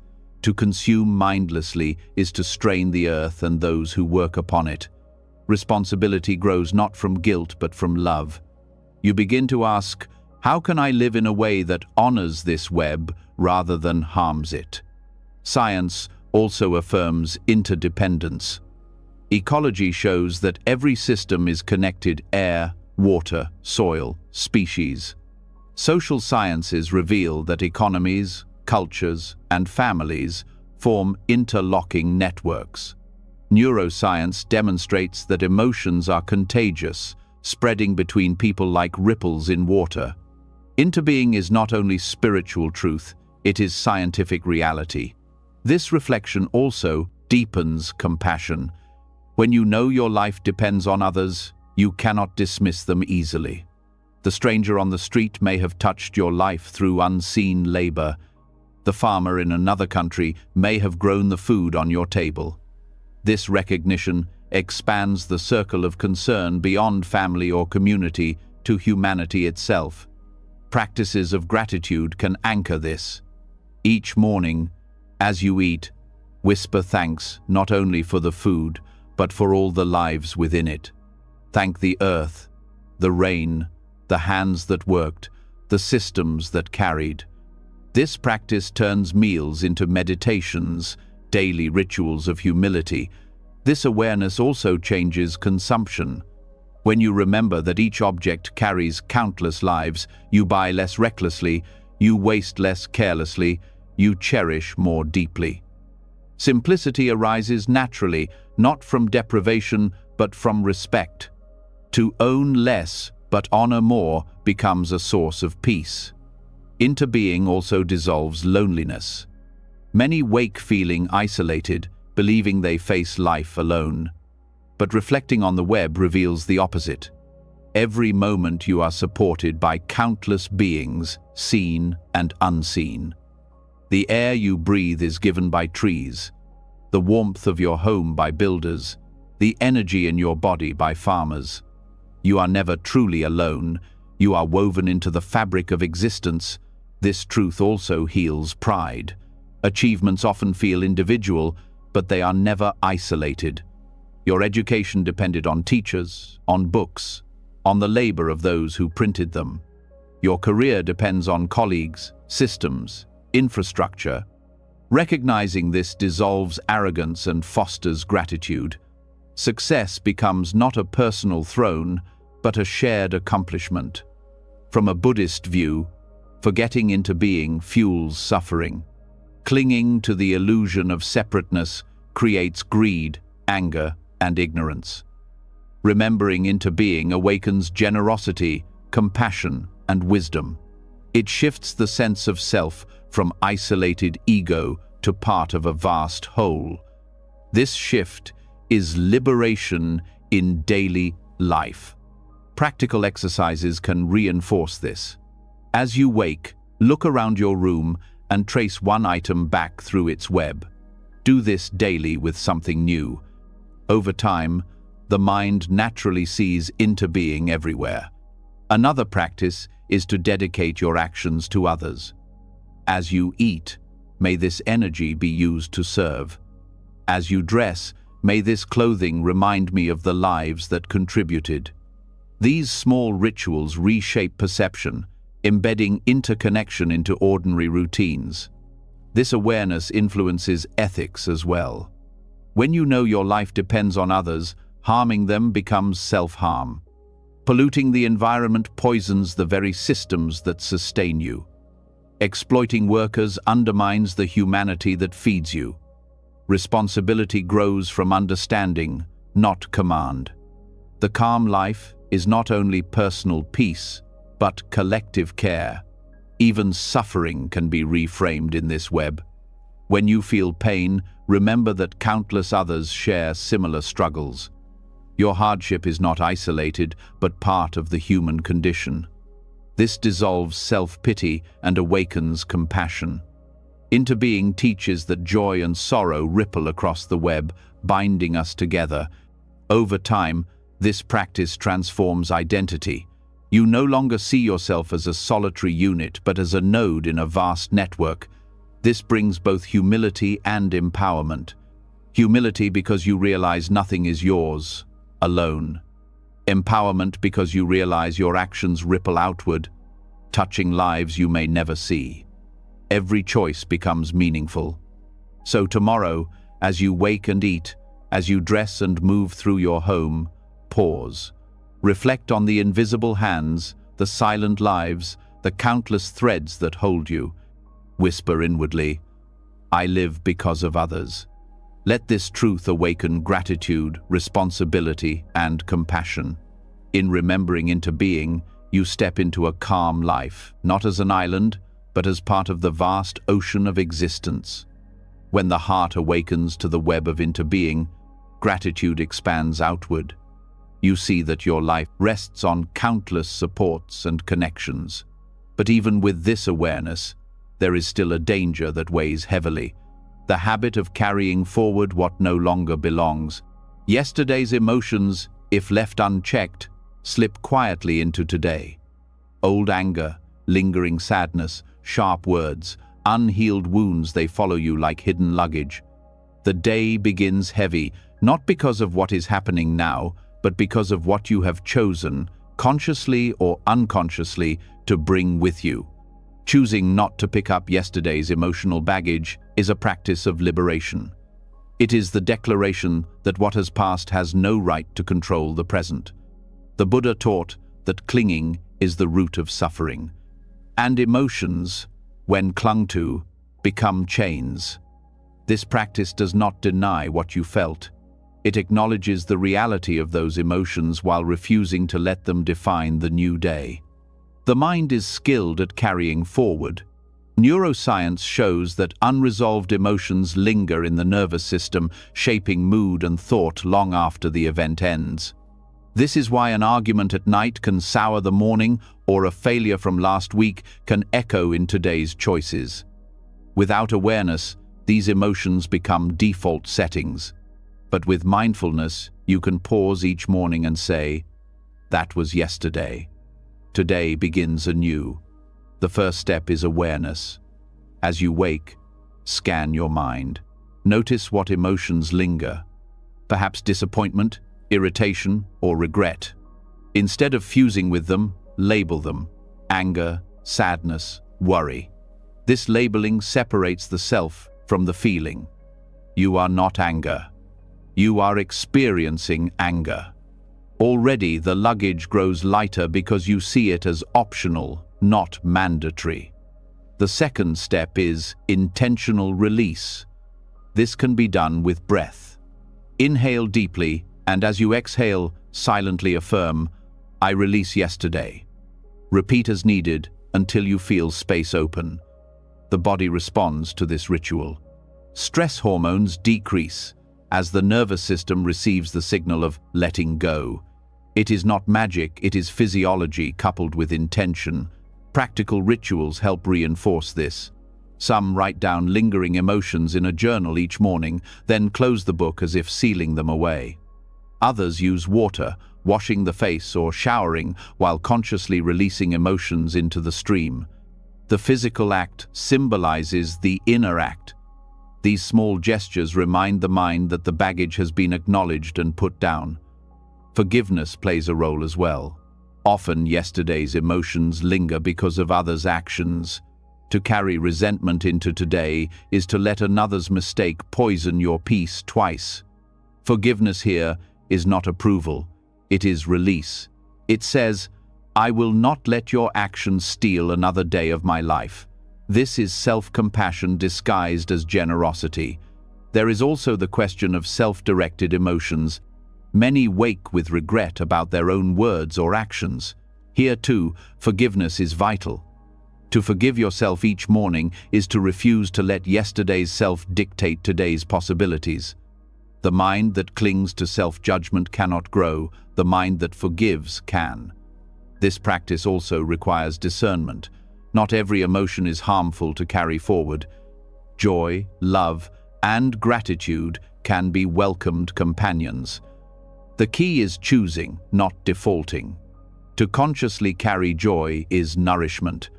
To unconsciously carry resentment is poison. Each morning, choose what you will pack into the day's journey. Buddhist reflection on impermanence supports this. All emotions, whether painful or pleasant, are temporary. They arise, peak, and fade. To carry them forward artificially is to fight their natural course. By letting them dissolve, you align with reality. The phrase, "this too will change," applies not only to outer events, but also to inner moods. Science confirms the value of release. Studies on emotional regulation show that mindfulness and letting go reduce rumination, depression, and anxiety. People who consciously release emotions daily report greater resilience and clarity. The nervous system resets instead of remaining trapped in old patterns. Choosing not to carry yesterday's baggage also changes relationships. If you bring yesterday's anger into today's conversation, the conflict multiplies. But if you release it first, you meet others freshly, without old shadows. This allows healing and genuine connection. Every day becomes a chance to meet your loved ones anew, instead of through the lens of yesterday's pain. Practical methods can be woven into morning routines. Before leaving bed, say silently, "I leave behind what no longer serves." Or while drinking your first glass of water, dedicate it. "May this cleanse me of yesterday's emotions." The repetition of such practices trains the mind to begin the day lighter. Philosophically, this practice dismantles identity built on pain. Many cling to emotions because they define themselves by them. I am the betrayed one. I am the angry one. I am the failure. But when you refuse to carry those emotions forward, you free yourself from those identities. You are no longer chained to old roles. You are open to becoming. Compassion also flows naturally from this. When you release your own baggage, you recognize how others suffer under theirs. You see their anger as a burden, not as essence. This makes patience easier. Instead of reacting to their baggage, you understand it as weight they have not yet learned to put down. This practice does not mean ignoring unresolved issues. If yesterday requires action, today apologies, corrections, or commitments, you address them. But you address them from fresh presence, not from the residue of resentment or despair. This difference is profound. It allows you to act with clarity rather than reactivity. Over time, choosing not to pick up emotional baggage changes your baseline state. Mornings feel lighter, days flow more smoothly, and nights end with less residue. You live closer to the present, less entangled with the past. This is liberation not in theory but in lived experience. So tomorrow, as you wake, pause. Notice what emotions try to climb into your day. Acknowledge them, thank them for their lessons, and then put them down. Choose instead what to carry: gratitude, patience, love. Whisper to yourself, the emotions of yesterday are not required for today. In that choice lies the freedom of a calm life, renewed every dawn. When the choice is made to leave behind yesterday's emotions, the heart becomes free enough to meet the day without weight. Yet freedom alone is not the end of the path. There is a deeper perspective that can ignite urgency and meaning in every step you take. The recognition that this human life itself is rare, fragile, and precious. Without remembering this truth, even a clear morning can slip into distraction and waste. With it, every moment becomes fuel for living fully. Buddhist teachings often describe the rarity of human birth with striking images. One of the most famous is the parable of a blind sea turtle surfacing once every 100 years, and the chance that its head might pass through a single yoke floating on the ocean. That chance, the texts say, is less rare than being born human. Whether taken literally or symbolically, the meaning is clear. Existence in this form, with awareness, intelligence, and opportunity, is extraordinary. To squander it on trivialities is to forget the gift you carry. Reflecting on this rarity each morning shifts priorities. Ordinary frustrations lose their grip when weighed against the miracle of being alive as a human. The complaint about slow internet, the irritation at traffic, the obsession with minor appearances, these fade when you remember that you hold a form capable of wisdom, compassion, and transformation. This is not guilt. It is clarity. It is seeing what matters and what does not. Science also reinforces this sense of rarity. Consider the billions of galaxies, the countless planets, the sheer improbability that conditions arose here for life. Then consider the chance that you, specifically with your genetics and history, came into being. Statistically, the odds are beyond comprehension. To wake each morning is not ordinary, it is improbable. Letting this awareness sink in can transform laziness into gratitude, fueled urgency. This urgency is not panic. It is not about rushing or fearing time. It is about living deliberately. Many people drift through days as if there will always be more, as if opportunities are endless. But when you reflect on rarity, you understand that each day is non-repeatable. You may have more days, but you will never have this one again. That realization fuels presence.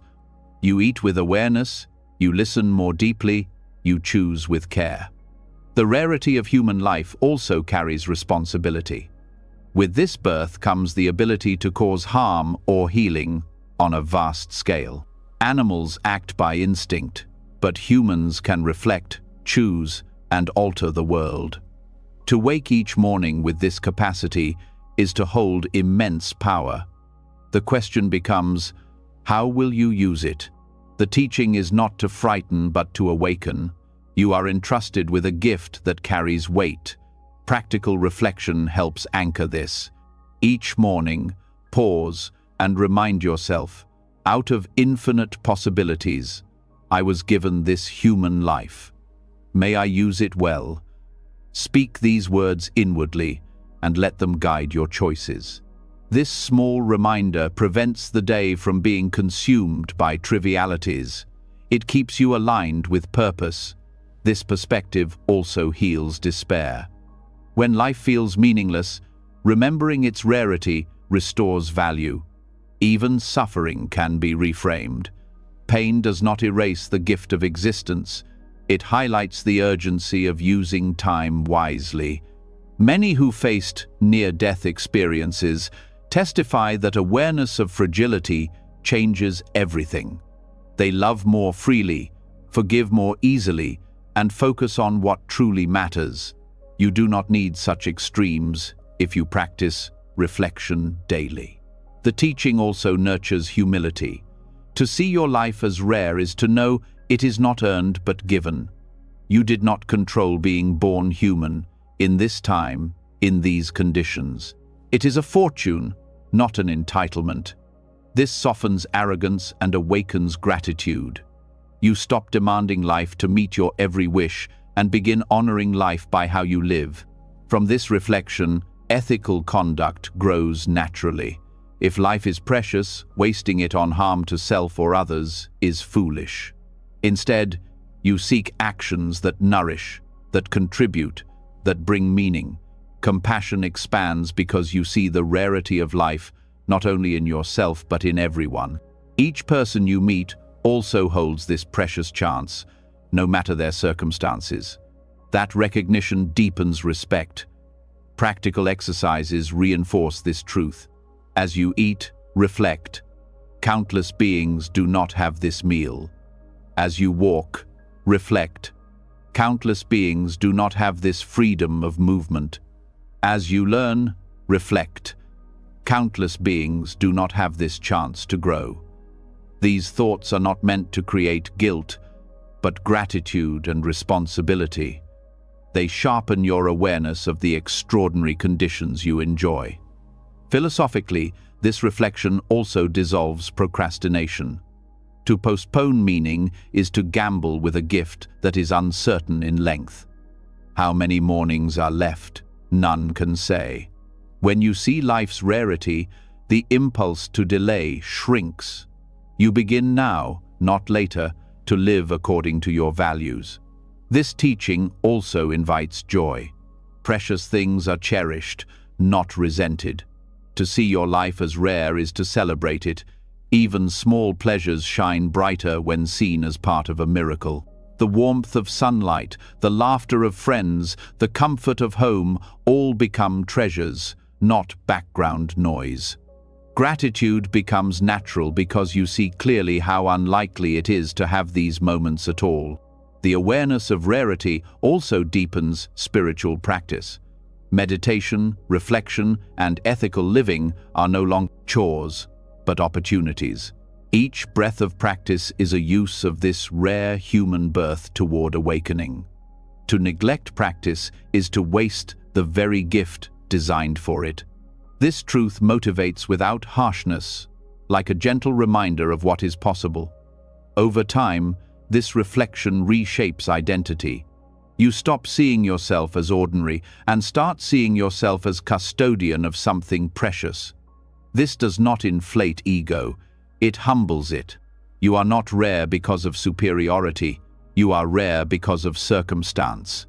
This humility breeds both urgency and tenderness. So when you wake tomorrow, let your first awareness after releasing yesterday's baggage be this: human life is rare, and today I hold it.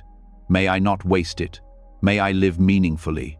With this reflection, the day ceases to be routine. It becomes opportunity, responsibility, and gift all at once. And in that awareness, the calm life gains both depth and direction. When the heart awakens to the rarity of human life, a natural reverence for time begins to grow. Each moment feels less like something to burn away and more like something to honor. Yet this reverence is fragile. It can be shattered in seconds by the flood of voices, images, and demands that spill out of a glowing screen. The gift of awareness, so carefully cultivated at dawn, is easily drowned in digital noise. To protect this rare opportunity, there must be a pause. Just 3 minutes of stillness before touching your phone can change the shape of the entire day. This pause is not about rejecting technology. It is about reclaiming your mind before it is claimed by others. The instant you open your device, your awareness is no longer your own. Notifications dictate your focus, headlines stir emotions, messages demand responses. Instead of living from inner clarity, you are swept into currents you did not choose. Beginning the day this way is like handing the steering wheel of your life to strangers. The 3-minute pause is how you hold on to it yourself. Neuroscience confirms how vulnerable the waking mind is. When you first rise, the brain lingers in theta waves, a state of openness and receptivity. This is why ideas, dreams, and impressions feel vivid. It is also why whatever you encounter first sinks deeply. If the first input is gratitude or breath, the mind absorbs calm. If it is conflict or chaos from a screen, the nervous system enters stress before the body has even stood up. These first moments are not trivial, they set chemical tones that echo throughout the day. The practice is simple but transformative. When you wake, resist the impulse to reach for your phone. Instead, sit or lie still for 3 minutes. Breathe. Notice your body. Acknowledge the gift of waking. Reflect on what matters. This small ritual preserves the sanctity of awareness before it is scattered. 3 minutes may seem small, but its impact compounds. Over weeks, it trains the brain to begin from presence rather than distraction. This pause also cultivates discipline. Craving is not only for food or possessions, it is also for stimulation. The itch to check a phone is one of the most widespread cravings of modern life. By pausing, you break that reflex.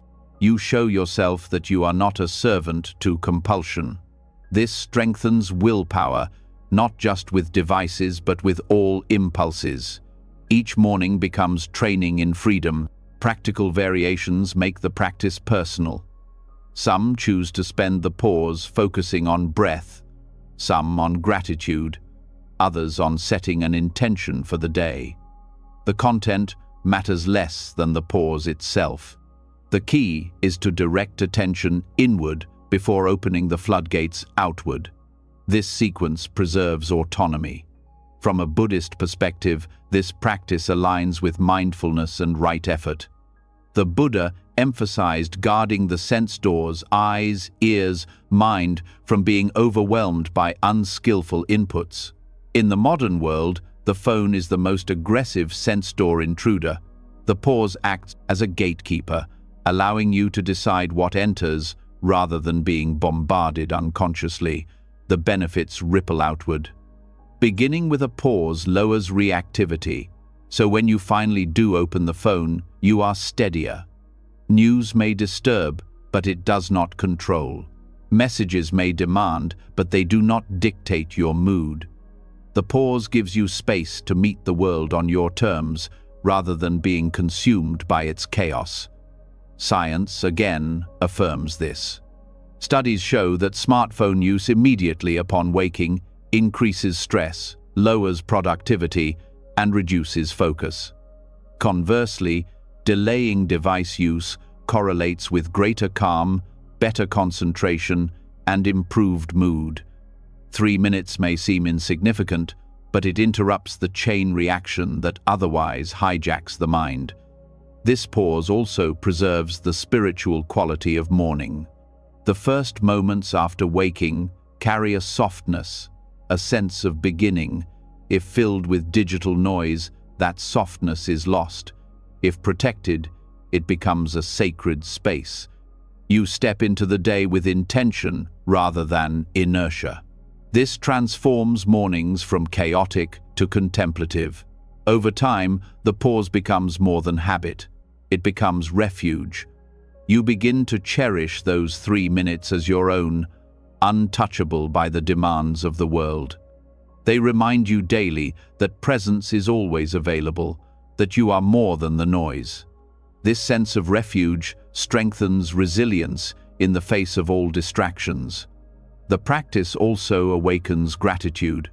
In the quiet of those 3 minutes, you notice details easily missed. The weight of your breath, the warmth of the bed, the light in the room. These observations anchor you in appreciation before the day's challenges arrive. Gratitude, once planted early, tends to grow throughout the hours. This small act also carries ethical significance. The digital world thrives on your attention, turning it into commodity. By pausing, you reclaim attention as sacred. You refuse to let corporations and algorithms be the first to shape your mind each day. This is a quiet act of resistance, a declaration that your awareness belongs to you. Practically, you can strengthen the pause by restructuring your environment.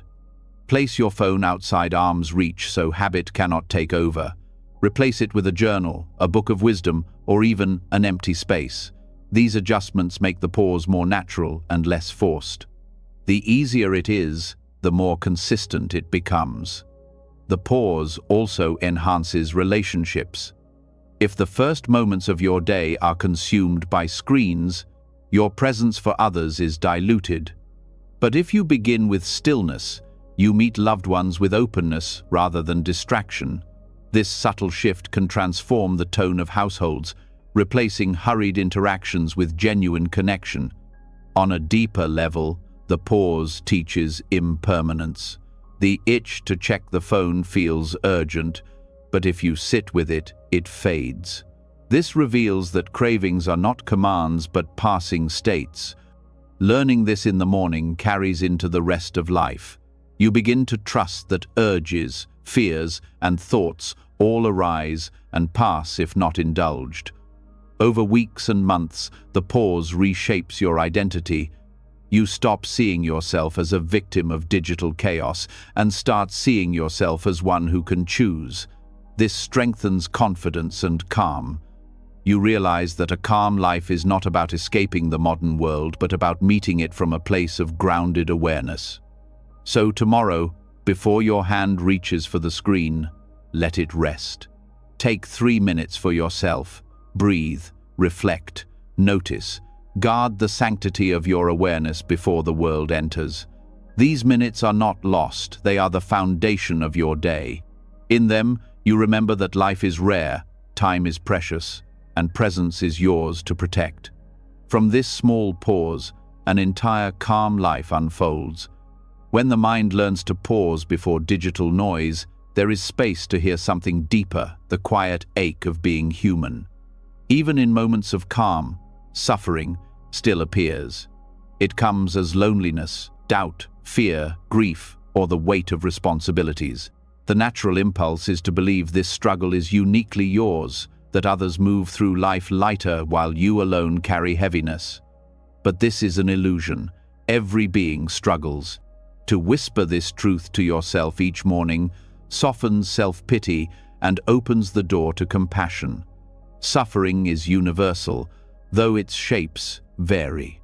The parent worrying for a child, the worker fearing the loss of livelihood, the elder aching with illness, the student anxious about belonging, all are touched by the same thread of difficulty. To forget this is to shrink into isolation. To remember, it is to join the shared human experience. Buddhism names this dukkha, the inherent unsatisfactoriness of life. This is not meant to depress, but to unite. It says, "You are not alone in your pain." The power of remembering shared suffering lies in how it shifts perspective. When hardship feels uniquely yours, self-pity grows, and the heart hardens. But when you see that every being struggles, self-pity dissolves into empathy. Instead of asking, "Why me?" you begin to ask, "How can I respond wisely, knowing others also carry weight?" This shift transforms suffering from a private prison into a bridge of connection. Science supports this wisdom. Studies show that people who acknowledge common humanity in their struggles experience less shame and more resilience. Kristin Neff's research on self-compassion highlights that seeing suffering as shared reduces self-criticism and fosters kindness toward oneself and others. The simple phrase, "just like me," has been shown to soften anger, reduce stress, and increase empathy. Practical practice can begin each morning. As you wake and notice discomfort, perhaps fatigue, regret, or worry, pause and whisper, "Every being struggles, just as I do. Let the words sink in. Feel the connection to millions rising with their own burdens. This reflection does not erase your pain, but it lightens it by placing it in the context of humanity. This practice also heals resentment. Often suffering feels sharper when compared to others' apparent ease. Social media and appearances feed the illusion that others are free from struggle. But remembering universality punctures this illusion. Behind every smile, there are hidden battles.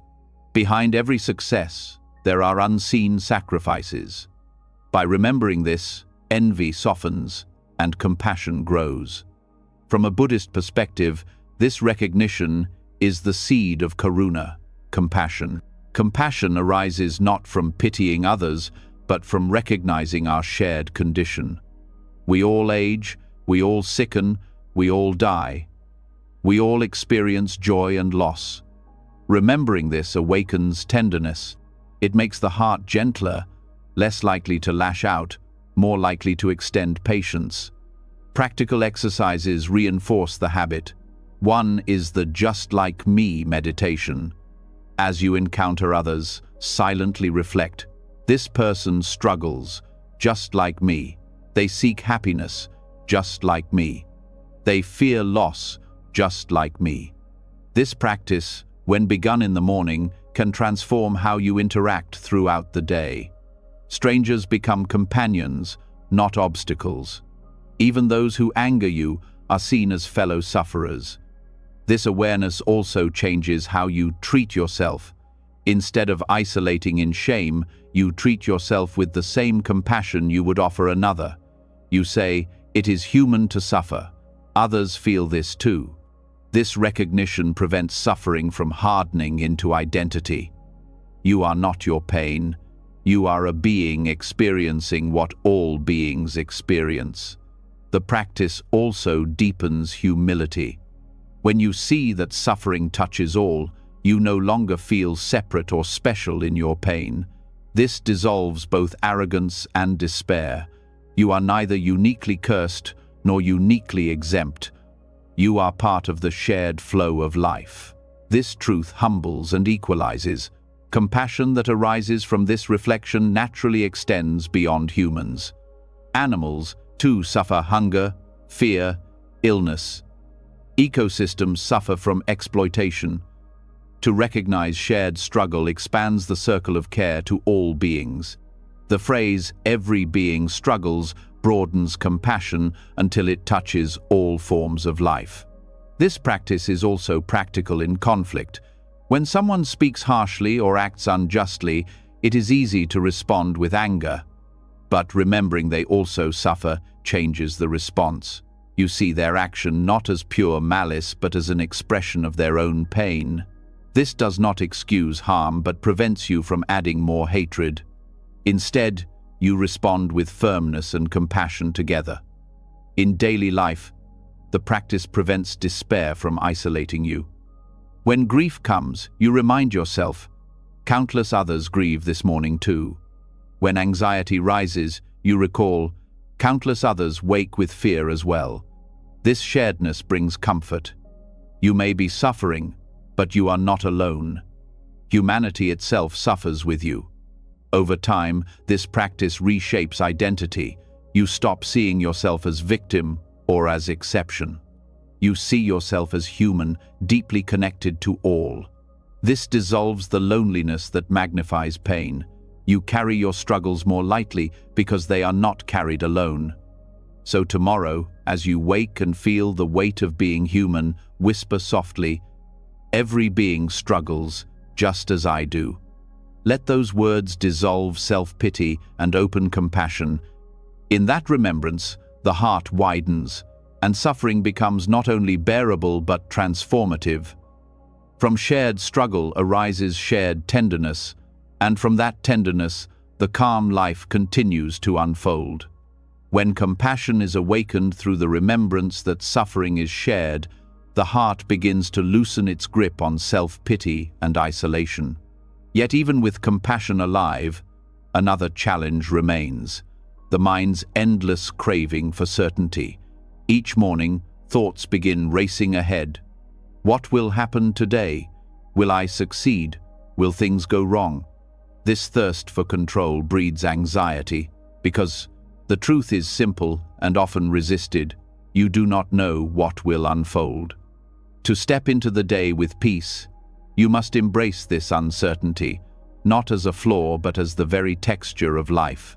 Beginning the morning with the affirmation, "I do not know what will happen today, and that is okay," transforms fear into acceptance.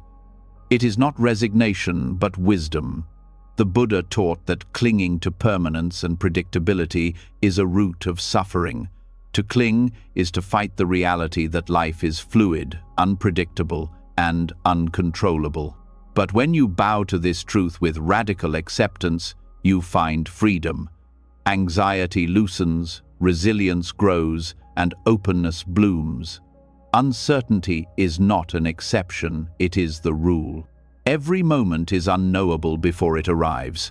You may plan carefully, but outcomes still shift beyond your control. A conversation may surprise, weather may change, health may fluctuate, opportunities may arise unexpectedly. The mind seeks to predict, but prediction is fragile. By beginning the day acknowledging uncertainty, you prepare yourself not with rigid armor, but with flexible strength. Neuroscience supports this approach. The brain craves prediction because it equates certainty with safety. When uncertainty is present, the amygdala, the brain's fear center, fires more strongly, producing anxiety. But mindfulness practices that embrace uncertainty calm this response, rewiring the brain to see unpredictability not as threat but as possibility. The morning affirmation acts as training, teaching the nervous system that it is safe not to know. This acceptance also nurtures creativity. Certainty confines you to old patterns. Uncertainty opens space for new ideas. Many discoveries, from scientific breakthroughs to works of art, arose not from rigid plans, but from openness to the unknown.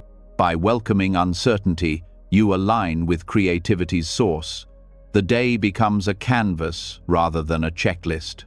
Practically, this practice begins the moment you wake. Instead of grasping at thoughts of control, pause and whisper, "I do not know what will happen today, and that is okay."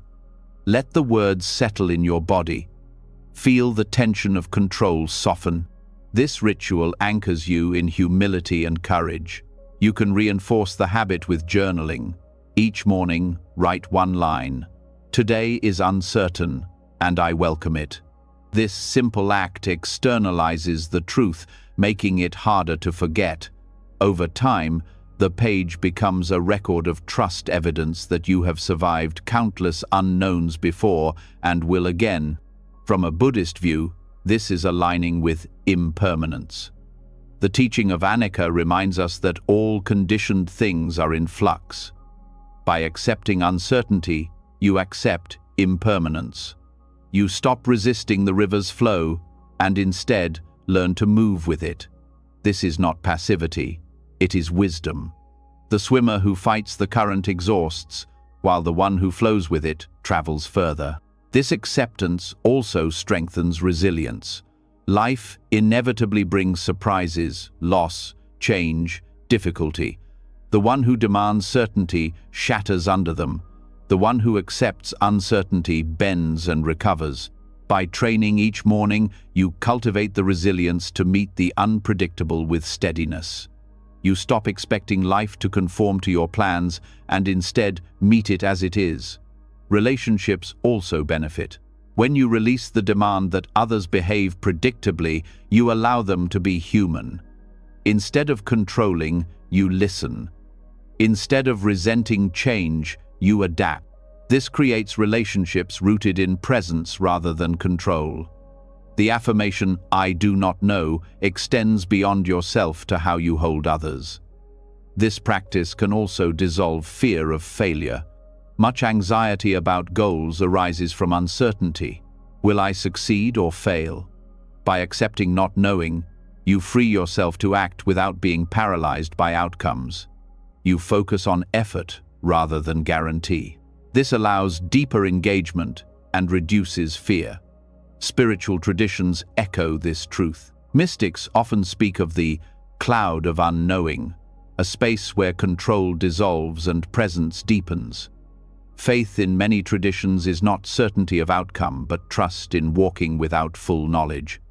To embrace uncertainty is to live in alignment with this deeper wisdom. Practical variations enrich the practice. Some sit in silence each morning, repeating the affirmation with breath. Inhale, I do not know. Exhale, and that is okay. Others visualize placing their plans in an open bowl, holding them lightly instead of gripping tightly. These rituals remind the mind that uncertainty is not enemy but teacher. Science confirms benefits for health.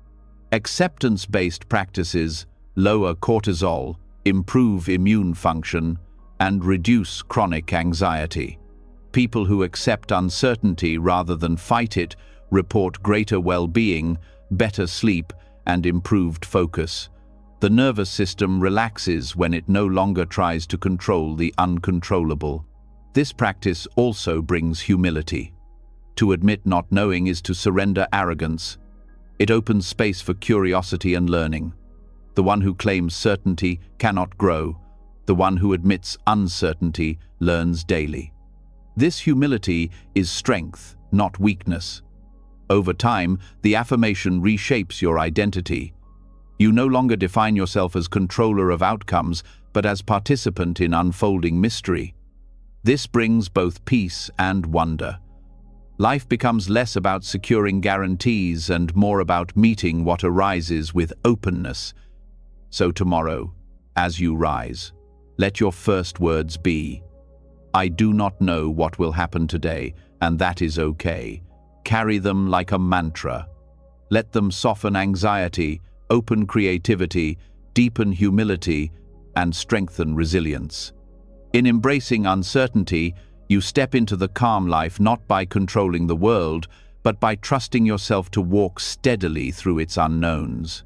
When the mind learns to rest in the acceptance of uncertainty, a quiet stability emerges. You no longer need to predict or control every outcome, and that freedom allows you to meet the day with openness. Yet there is another field where awareness must be carried: speech. Words flow constantly, shaping relationships, work, and even how you see yourself. They can build or destroy, heal or harm. Once released, they cannot be taken back. To begin the morning with a vow of gentle discipline over speech is to align every conversation with mindfulness. It is to decide that your words will serve as medicine, never as weapons. Speech is powerful precisely because it reaches beyond you. A thought may remain private, but once spoken, it enters the world, planting seeds in another's mind. Those seeds may grow into trust, hope, and clarity, or into fear, anger, and division. A single careless phrase can wound for years. A single kind word can restore strength in a moment. Recognizing this, the Buddha placed right speech at the heart of the Eightfold Path. Words are not casual, they are practice. To treat words as medicine is to ask before speaking, will these sounds heal or harm? Will they ease suffering or add to it? This does not mean avoiding truth or silencing yourself. Medicine can be gentle or strong, soothing or challenging, but it is always aimed at healing. Sometimes medicine tastes sweet, sometimes it stings.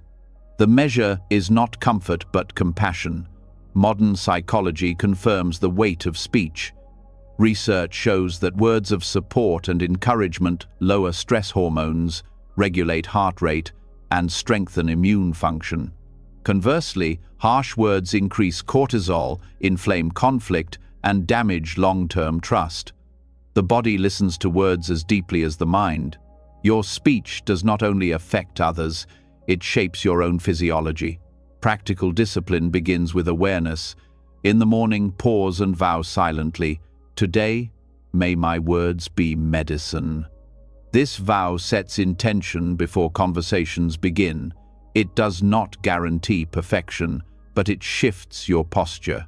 You become more careful, more present, more willing to pause before responding. One useful practice is the pause of breath.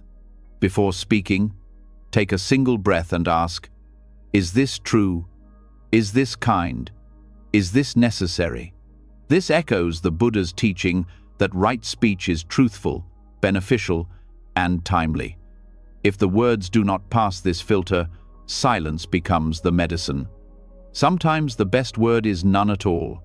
The discipline also involves tone. Words may be accurate but harsh in delivery, causing harm despite truth. To speak with gentleness is to carry truth without cruelty. Tone communicates as much as content. A soft voice can transform even difficult truths into medicine. This practice extends to how you speak to yourself. Inner speech is often harsher than anything said aloud. By vowing that your words will be medicine, you also vow to treat your own mind with kindness. Self-criticism poisons, self-encouragement heals.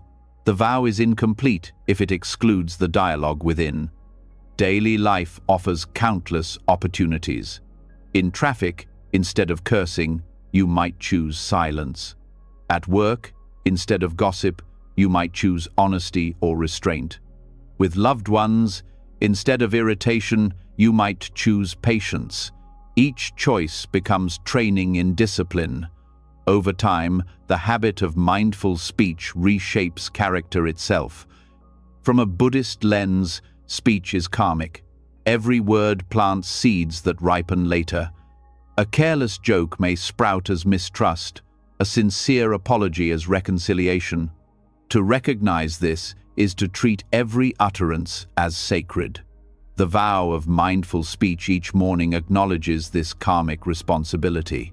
This discipline also heals relationships. Misunderstandings and conflicts often grow not from actions, but from words poorly chosen. By practicing speech as medicine, you reduce unnecessary harm. Even when disagreements arise, they can be navigated without cruelty. Compassionate speech does not avoid conflict but transforms it. Science also shows that communication patterns predict relationship longevity. Couples, families, and teams who practice kind and honest speech thrive. Those who practice contempt and criticism deteriorate. Words build or erode the very fabric of connection. Beginning each day with intention aligns you with building. Practical exercises can anchor the vow. Write the words, "Words are medicine," on a note and place it where you will see it in the morning. Before speaking to anyone, silently repeat your vow. At the end of the day, reflect, did my words heal or harm today? Reflection strengthens discipline and highlights growth. This practice also requires courage. Silence can be easier than speaking truthfully, and bluntness can be easier than speaking kindly. The discipline of mindful speech demands both honesty and compassion together. It asks you to navigate the middle path where truth and love meet. This is not weakness, it is strength refined. Over time, speech as medicine changes how others perceive you. People begin to trust your words, knowing they will not be carelessly harmful. Your presence itself becomes calming, because people sense safety in your communication. This trust becomes one of the greatest gifts you can offer. The vow also extends beyond spoken words, to written ones, texts, emails, posts. The same questions apply. Is this true, kind, necessary, and timely? The digital world magnifies speech, spreading it faster and further. The responsibility therefore increases. Each message is a ripple across many lives. Philosophically, this practice reveals the emptiness of separation. When your words heal another, you also heal yourself, because you are bound together. When your words harm another, you wound yourself as well. Speech demonstrates interbeing in action. The discipline of speech is not about morality imposed from outside, but about harmony recognized within. So tomorrow, When you wake and accept uncertainty, add this vow: today my words will be medicine, not weapons. Carry it into every conversation with others, with yourself, with the world. Let your speech heal, soothe, encourage, and guide.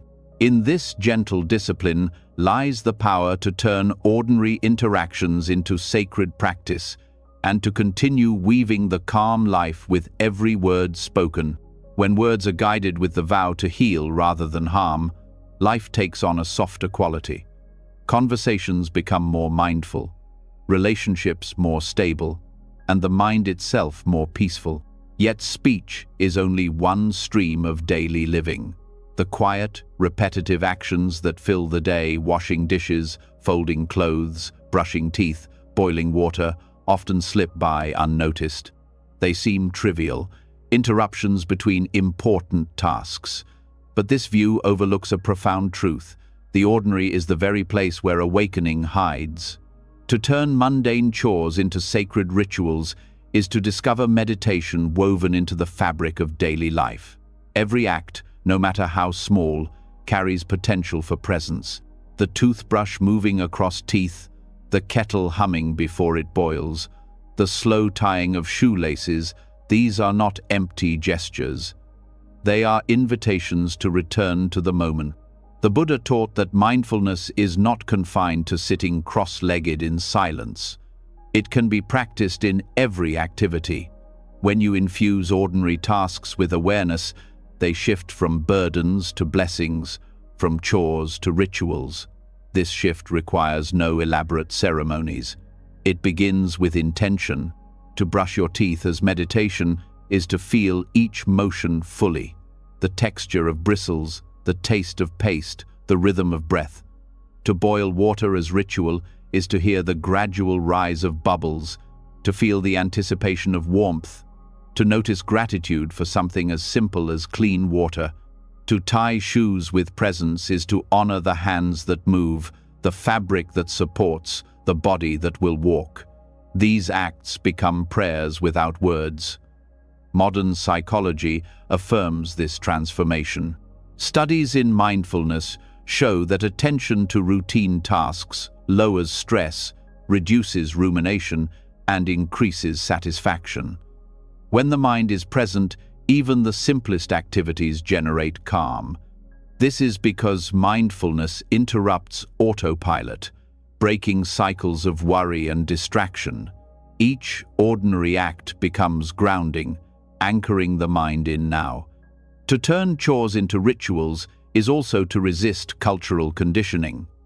Society often glorifies achievement while dismissing maintenance.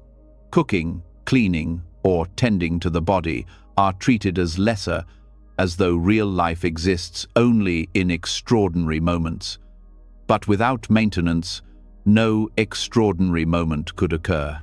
When you honor chores as sacred, you restore dignity to the foundation of life itself. Practical methods help anchor this view. Choose one daily task and dedicate it as practice. For example, each time you wash dishes, attend fully. Feel the water's temperature, the weight of each dish, the movement of hands. When the mind drifts, gently return. Over time, the sink becomes a meditation hall, the act of washing a ritual of purification, not just of plates but of thoughts. The same can be done with dressing. Instead of rushing, notice the fabric against skin, the way it protects and warms. Acknowledge the countless lives behind the garment: farmers, weavers, tailors. Dressing becomes gratitude practice, transforming vanity into reverence. Even sweeping or vacuuming can be sacred. Each stroke clears not only dust but mental clutter. In Zen monasteries, sweeping is revered as meditation in action. The floor becomes the mind, and each movement a gesture of clarity. Bringing this to daily life means every room cleaned is a reflection of inner care. This practice also heals resentment toward chores. Many view them as interruptions or burdens, but when infused with mindfulness, they become opportunities for peace. Instead of waiting for chores to be done so life can resume, life is lived through the chores themselves. Folding laundry becomes folding presents. Cooking becomes cooking mindfulness. Philosophically, this aligns with non-duality. Sacred and mundane are not separate, they are perspectives. When awareness is absent, even sacred rituals become hollow. When awareness is present, even tying shoes becomes holy. This dissolves the illusion that spirituality requires escape from daily life. It is already here, in toothpaste and teacups. Practical exercises expand this further. Begin each chore with a small bow, inward or outward, acknowledging the task as practice. While brushing teeth, repeat silently, "I care for this body with gratitude." While boiling water, whisper, "May this water bring warmth and clarity." While tying shoes, reflect, "May these feet walk paths of kindness today." These intentions transform routine into prayerful ritual. Science supports the calming effects of such rituals. Research on ritualized behavior shows that even simple, repeated actions reduce anxiety by giving the mind structure and meaning. When mindfulness is added, the effect deepens, anchoring the nervous system in safety and stability. This practice also fosters humility. Chores remind you that life is sustained by small acts, not grand gestures.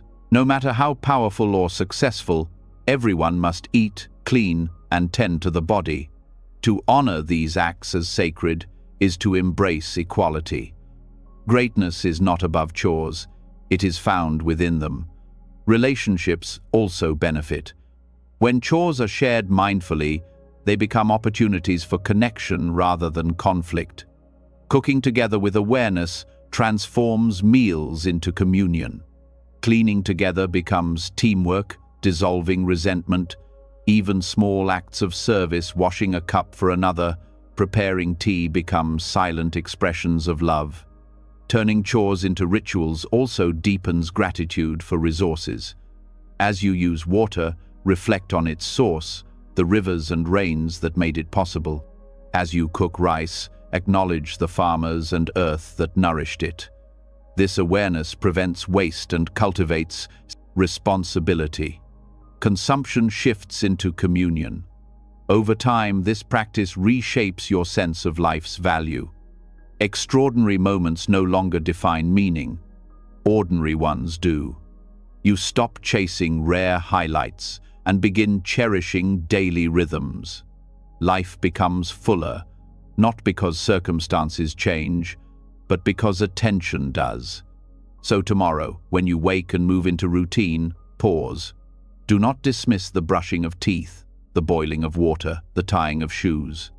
Let them be your meditation, your ritual, your doorway into presence.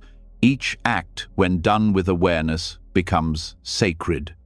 And in honoring the ordinary, you discover that the calm life is not hidden in distant mountains, but alive in every movement of your day. When the ordinary actions of life are treated as sacred, the heart begins to notice details that once went unseen. Washing, sweeping, or boiling water stops being an annoyance and becomes a reminder of connection and presence. From this shift, another truth rises quietly. Much of what you take for granted each day are freedoms that countless others do not have. To walk across a room without pain, to drink clean water without fear, to choose what clothes to wear, to breathe easily, these are liberties so ordinary that they often pass unnoticed, yet they are treasures. To remember these small freedoms each morning is to awaken gratitude that deepens the calm life. Gratitude for small freedoms does not mean ignoring suffering or pretending life is perfect. It means recognizing that even in difficulty, there are liberties supporting you. Millions cannot move without help, cannot vote freely, cannot speak their mind, cannot breathe clean air. When you awaken to your own freedoms, no matter how simple, you replace entitlement with humility. This practice begins with awareness. Each morning, before demands rise, pause and list silently the freedoms present now. The ability to stretch your arms, to step outside, to drink water, to choose what to eat, to decide how to spend your time. These freedoms may appear small compared to wealth or status, but they are the foundation of dignity. When remembered, they fill the heart with quiet appreciation. Buddhist teachings emphasize the preciousness of conditions. The rare chance of human life is not only about birth, but about circumstances that allow practice. If you have time to reflect, freedom from extreme oppression, and health enough to be aware, you already hold conditions that countless beings lack. Gratitude for these conditions fuels urgency to use them well, rather than wasting them in complaint or distraction. Science also supports this. Studies show that gratitude practices, even for small things, reduce stress, increase optimism, and improve physical health. Gratitude rewires the brain to notice abundance rather than lack. By focusing on freedoms, you train the mind to see life as gift, not deficit. This shift influences mood and resilience across the day. Practical exercises deepen the habit. Each morning, choose one freedom to honor. As you take your first steps, reflect. Many cannot walk today. As you drink water, acknowledge. Many thirst without clean supply. As you breathe deeply, whisper, many struggle for air. This is not meant to create guilt but reverence. It is to remind you of the silent wealth you already carry. Gratitude for small freedoms also shifts how you treat others. When you recognize your liberties, compassion arises for those without them. Instead of judgment, you feel responsibility. Gratitude becomes fuel for service, inspiring you to use your freedoms, not selfishly but in ways that benefit others. This transforms gratitude from private feeling into collective care. Philosophically, this practice dismantles the illusion of scarcity. Many chase more, believing life is lacking. But when you notice freedoms, mobility, choice, breath, you see abundance already here. Scarcity is revealed as perception, not reality. Gratitude for freedoms reveals richness hidden in plain sight. Even hardship can be reframed this way. If illness limits you, you can still notice freedoms that remain. The ability to think, to love, to breathe. Gratitude does not deny suffering but broadens the view so suffering does not consume the whole. This balanced view fosters resilience. Practical rituals help anchor this. Keep a small notebook by your bed. Each morning, write down 3 freedoms you notice. Over time, patterns emerge and gratitude deepens. Another method is to dedicate a gesture, placing a hand on your chest, bowing slightly as you acknowledge freedom. Linking gratitude to physical action strengthens memory. This practice also reduces envy. When you are rooted in gratitude for freedoms, others' possessions or status lose power to disturb you. You see clearly. True wealth lies in liberties that sustain life. What use is gold without breath, status without freedom of choice? Gratitude reorients values away from illusion and toward essence. From a Buddhist view, gratitude for freedoms also nurtures compassion for future generations. The air you breathe today, the water you drink, the liberties you enjoy are not guaranteed tomorrow. Gratitude motivates stewardship. You begin to protect freedoms for others, knowing they are not permanent but fragile gifts. Over time, this practice transforms identity. You stop defining yourself by what is missing and start defining yourself by what is present. This brings lightness and humility. You no longer move through the day entitled but reverent. Each act, walking, choosing, breathing, becomes a silent celebration of freedom. So tomorrow, when you wake, pause. Before rushing into tasks, reflect on the unnoticed liberties already holding you. Whisper inwardly, I have freedoms that many do not. May I honor them today. Let this awareness deepen gratitude, soften entitlement, and ignite compassion.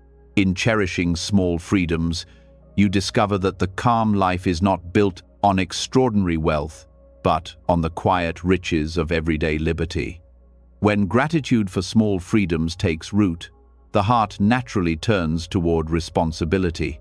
To notice that you can walk, breathe, and choose is to realize that what you do with these liberties matters not only for today, but for the person you are becoming. Every choice plants seeds in time. Each word spoken, each bite of food, each habit repeated, writes a line in the story of your life.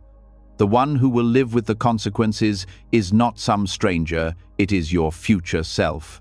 To greet that self each morning with kindness, whispering, "May I not harm you with today's actions," is to make friendship across time. This perspective changes how decisions are made. Often, the pull of the present moment overrides consideration of tomorrow. Comfort is chosen over discipline, distraction over presence, indulgence over care. But when you view your future self not as an abstract concept but as someone real, someone waiting for the results of your choices, compassion grows.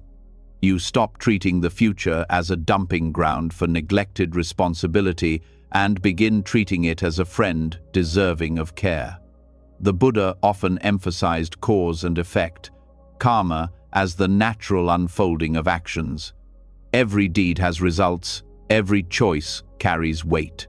To befriend the future self is to live with awareness of this law, not as fear, but as kindness. It is saying, "I will act in ways that leave you lighter, stronger, freer." This is compassion extended not outward or inward, but forward, across the unfolding of your own life. Science supports this as well. Behavioral research shows that when people vividly imagine their future selves, they make healthier choices, save more money, and engage in less harmful behavior. MRI studies reveal that when people fail to connect with their future selves, the brain treats that self like a stranger. But when connection is cultivated, empathy grows. Befriending the future self is, therefore, not abstract, it is neurological. Practical methods make this connection tangible. Each morning, take a moment of silence and picture yourself tomorrow, or next week, or years ahead. Whisper inwardly, "May my choices today support you." Then act with this vow in mind. When facing temptation to act carelessly, recall the image of that future self and ask, "Will this harm them or help them?" This simple question reframes the decision, grounding it in compassion. The practice extends to small acts. Eating mindfully becomes care for the body of tomorrow. Resting adequately becomes a gift for the mind of tomorrow. Speaking kindly becomes protection for relationships tomorrow. Discipline stops being punishment and becomes friendship across time. This perspective also heals regret. Many carry guilt for past choices that harmed the present self. But by befriending the future self, you shift focus from regret to responsibility.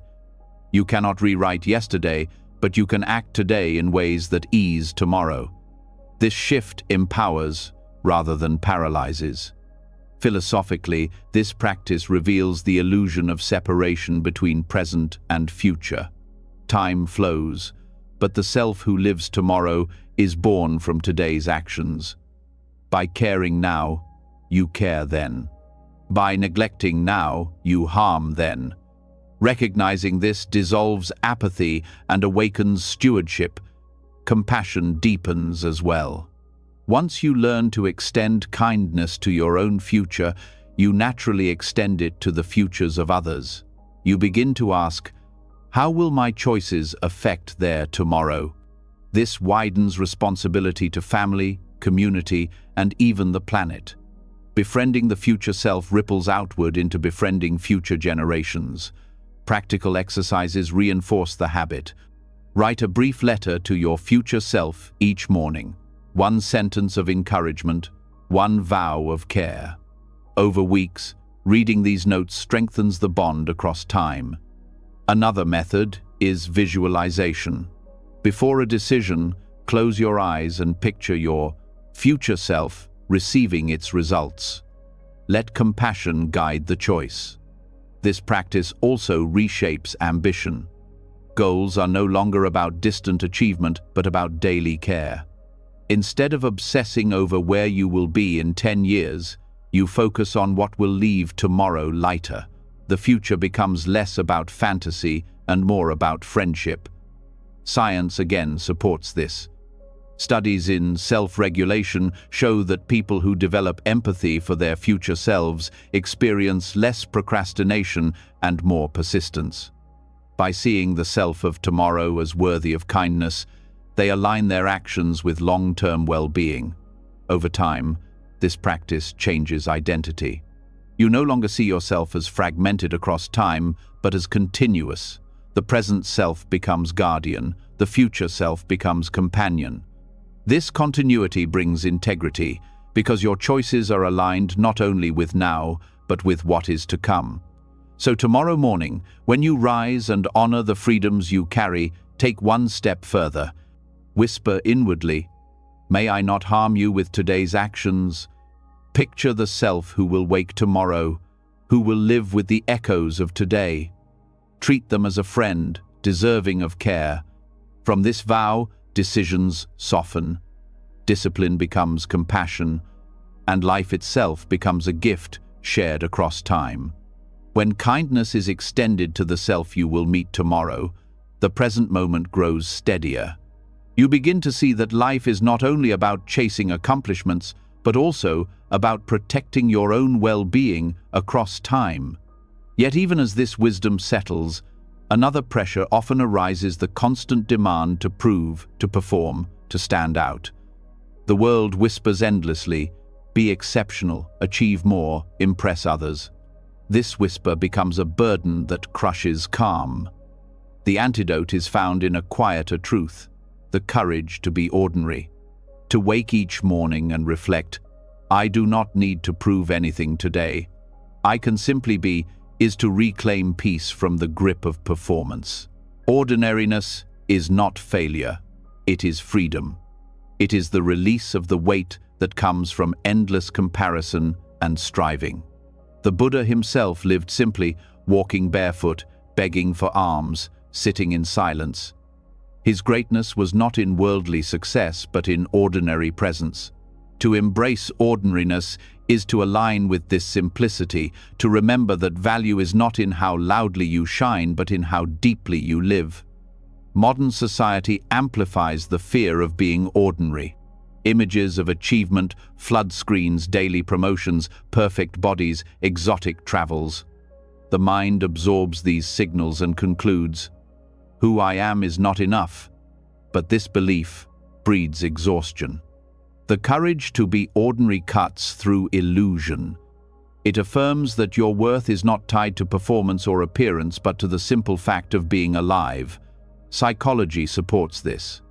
Studies show that people who measure self-worth by external validation suffer more anxiety and depression.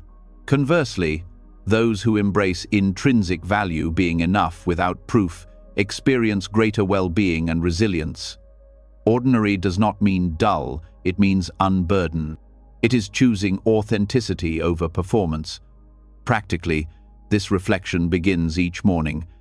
As you wake, whisper inwardly, "Today I release the need to impress." Let the words sink in. Feel the body relax as the pressure to perform loosens. You are not on trial. You are alive, and that is enough. This practice transforms daily tasks. Drinking tea, walking to work, greeting a neighbor, these cease to feel like empty filler between achievements. They become life itself. By honoring the ordinary, you stop waiting for extraordinary moments to justify your existence. The ordinary becomes extraordinary through presence. Philosophically, this practice dismantles ego. Ego thrives on being special, different, above. But the calm life is found in connection, not separation. To accept ordinariness is to embrace equality. You breathe the same air, walk the same ground, share the same fragility as all beings. This humility opens the heart. Ordinariness also nurtures relationships. When you stop performing, you show up authentically. Others feel safe in your presence because they are not being measured or impressed, but met as they are. This deepens intimacy. The courage to be ordinary is also the courage to be real. Practical exercises reinforce the reflection. Begin the morning by recalling one simple act you will do today: washing dishes, tying shoes, walking outside, and vow to treat it as enough. Another practice is to reflect, if no one saw or praised me today, would my life still hold value? The answer, when rooted in truth, is always yes. This perspective also reduces envy. When you no longer need to be exceptional, others' success stops threatening you. You can celebrate them without resentment. Freedom grows because your worth is no longer at stake in comparison. From a Buddhist view, ordinariness is aligned with the middle way, avoiding extremes of self-denial and self-exaltation. It is balance. It is the quiet dignity of being fully human, neither inflated nor diminished. Science too points here. Research on mindfulness shows that presence in ordinary activities increases satisfaction and meaning. People report more joy folding laundry mindfully than rushing through vacations distracted.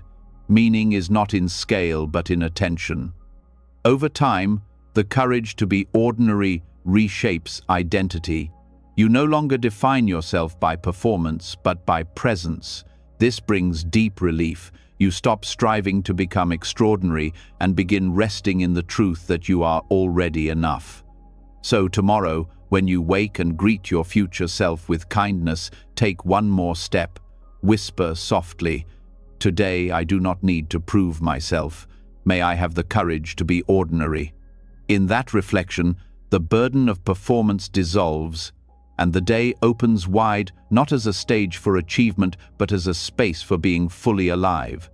When the weight of performance is lifted, and you find the courage to rest in ordinariness, the heart grows quieter. Yet even in this quiet, the tendency to circle back to the self remains strong. Thoughts revolve around my body, my needs, my tasks, my worries. The calm life, however, is not meant to stop at self-acceptance. It widens into connection. One way to expand beyond self-centeredness each morning is through a simple yet profound practice, the compassion test. Upon waking, reflect that countless others across the world are also opening their eyes, meeting their own fears, hopes, and struggles.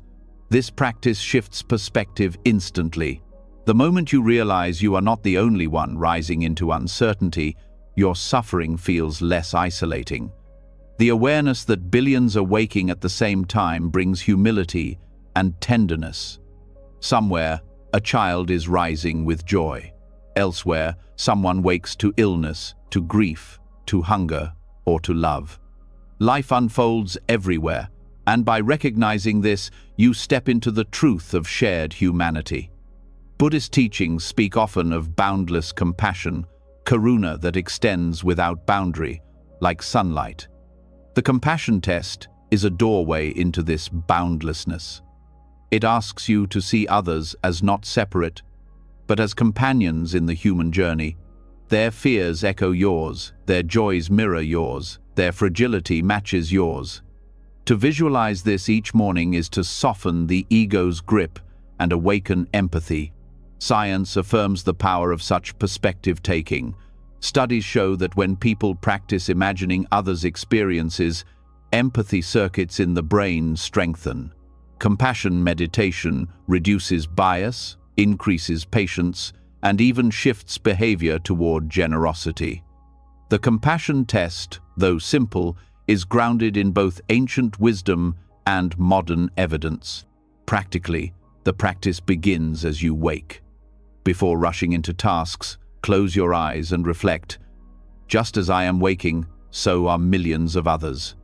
Picture briefly the wide spectrum: of lives, workers rising before dawn, parents tending children, elders stirring slowly, those in hospitals, those in prisons, those in comfort, those in struggle. Whisper silently, may they find ease, just as I seek ease. This visualization is not about pity, but about connection. It is not to think they suffer more than me, or I am luckier. It is to see that we are all woven into the same fabric of being. Everyone carries a mix of hope and fear, joy and sorrow. Remembering this breaks the illusion of separateness. The practice also changes how you meet your own struggles. When you feel pain, you recall, countless others feel this too. Your suffering becomes less isolating, more bearable. You carry it as part of humanity's shared weight, not as a solitary burden. This perspective is deeply healing. Extending the compassion test to daily life is powerful. On the way to work, reflect that everyone around you woke with their own unseen struggles. The stranger in traffic may carry grief. The colleague may battle anxiety. The neighbor may feel lonely. Remembering this softens irritation and replaces it with patience. From a Buddhist lens, this practice aligns with the teaching of metta, loving kindness. Metta begins with oneself, but must expand outward to all beings. The compassion test is an entry point into this expansion, a reminder that your morning does not belong only to you, but to the world. Practical exercises help anchor it. Keep a note by your bed. Others are waking too. Read it as the day begins, or spend 1 minute visualizing someone you know waking, then a stranger, then all beings. Whisper silently, may they be safe, may they be peaceful, may they be free from suffering. Over time, this habit expands your natural compassion. Science again shows benefits. Compassion practices increase vagal tone, linked to calm and resilience. They also reduce inflammation and improve emotional regulation. Compassion is not only moral, it is physiological medicine. The compassion test in the morning sets the body's systems toward balance. This practice also transforms relationships. When you start each day remembering others' humanity, you carry less judgment. You become more forgiving of mistakes, more patient with delays, more open to connection. Others feel safer around you because they sense your empathy. Compassion changes not only your inner life, but your outer interactions. Philosophically, the compassion test dissolves the illusion of a separate self. To see others waking with struggles mirrors your own existence. Self and other blur. You realize their suffering is not apart from mine, their joy not apart from mine. This deepens the understanding of interbeing. Over time, this practice becomes more than morning reflection, it becomes identity. You stop seeing yourself as an isolated individual and start seeing yourself as part of a vast community of beings, all rising and falling together. This brings humility, tenderness, and a natural desire to live gently. So tomorrow, when you wake and reflect on your own ordinariness, take one more step. Whisper softly, every being is waking too, with their own fears and hopes. May they be well. Let this compassion widen your heart and guide your day. In that widening, the calm life is no longer just about you, it becomes about all of us, living and struggling together. When compassion extends outward, and you begin to see countless others rising with their own burdens, the heart softens. Yet even in this tenderness, another pressure often pulls you away from peace, the invisible timelines you set for yourself. The voice that whispers you should already be further ahead, that you are late, that life is slipping by too quickly. These inner deadlines create a constant rush, turning even peaceful mornings into races against time. To live a calm life, you must release this illusion. Begin the day by reminding yourself, there is no race, only steps. The grip of inner deadlines is heavy because it is rarely questioned. From early life, society teaches you to measure progress against clocks and calendars, graduate by a certain age, marry by another, achieve certain goals before it's too late. These expectations burrow into the mind and become self-imposed prisons. You may wake with anxiety, not because danger is present, but because you fear you are behind.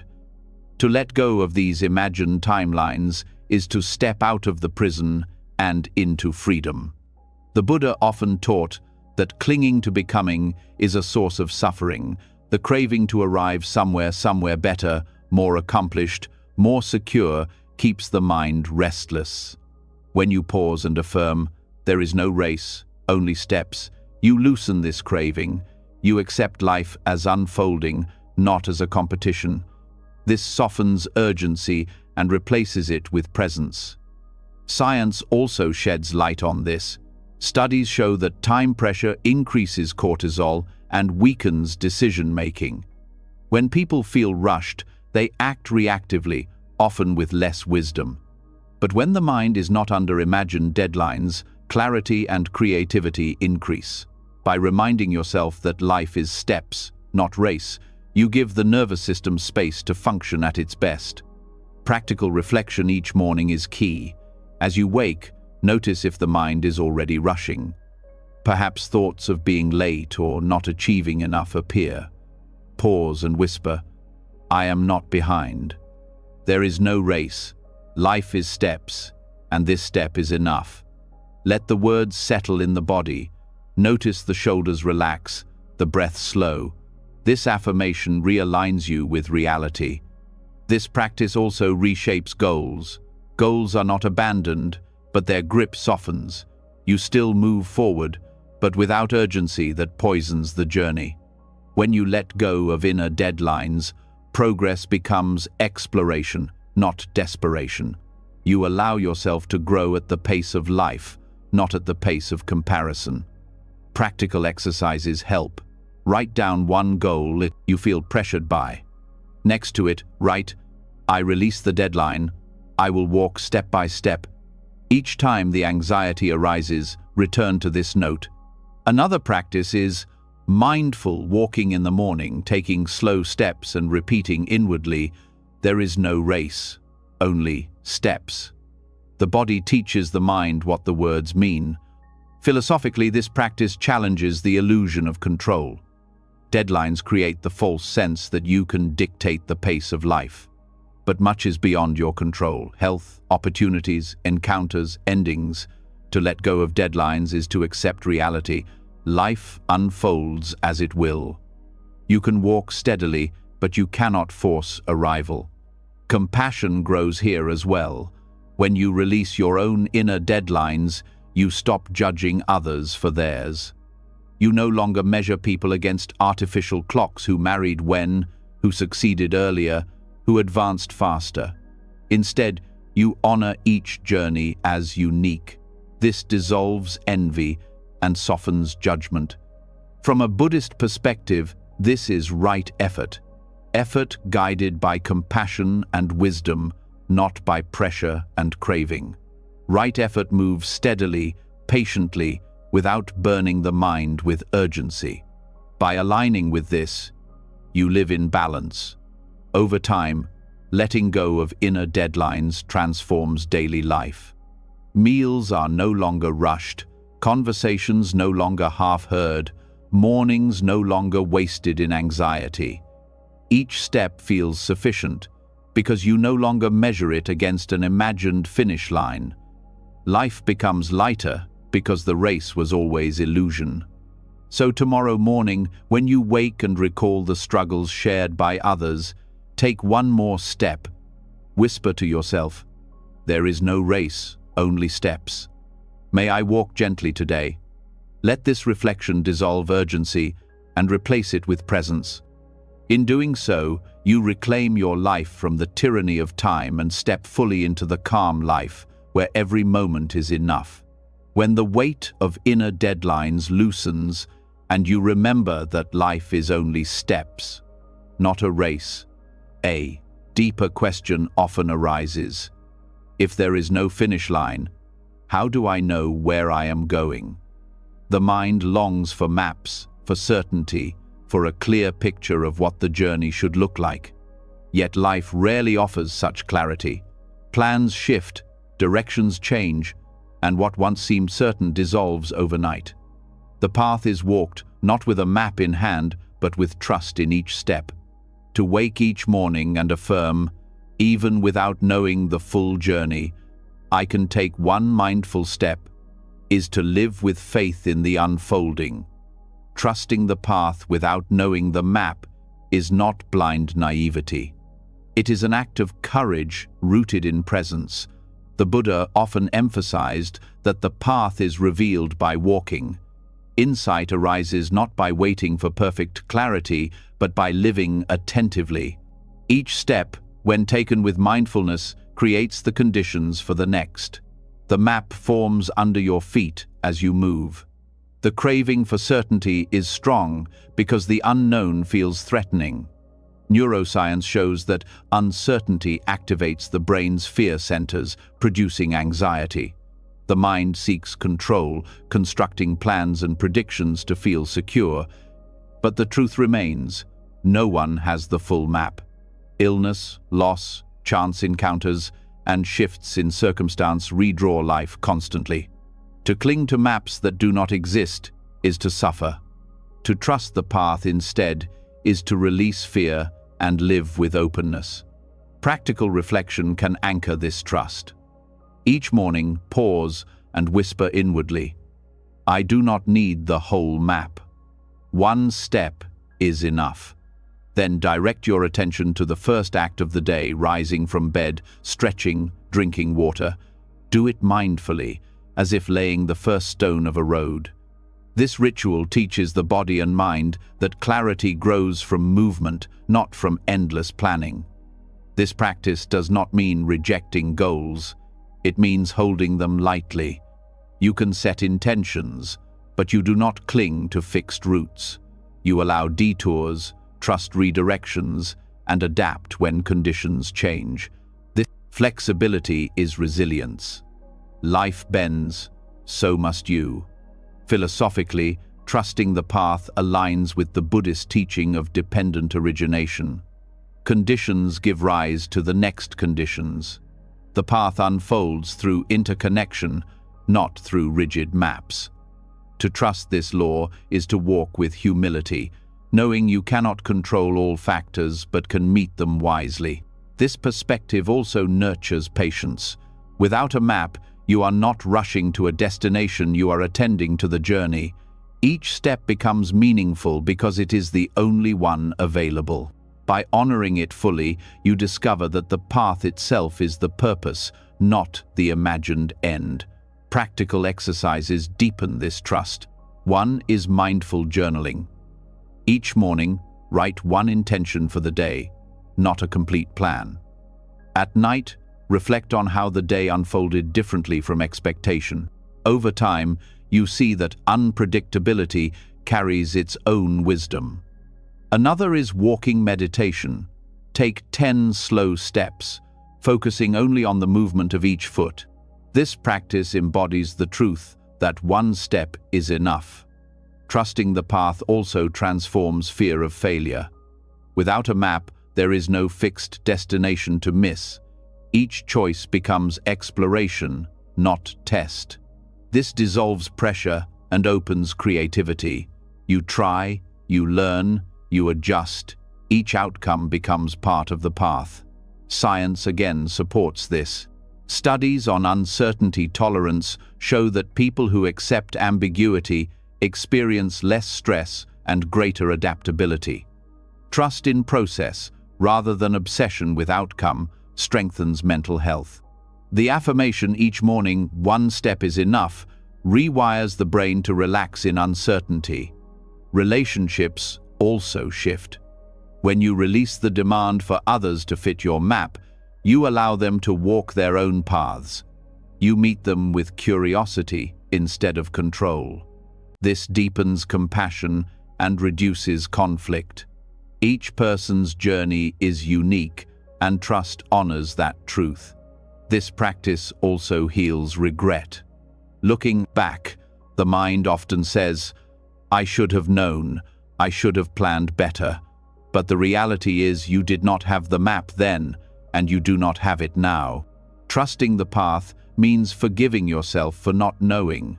You could only take the step available at the time. That step was enough to bring you here. Over time, trusting without the map reshapes identity. You no longer see yourself as the architect of a perfect plan, but as a traveler guided by presence and trust. This brings humility and strength. You carry less anxiety because you no longer demand certainty. You carry more peace because you accept life's unfolding.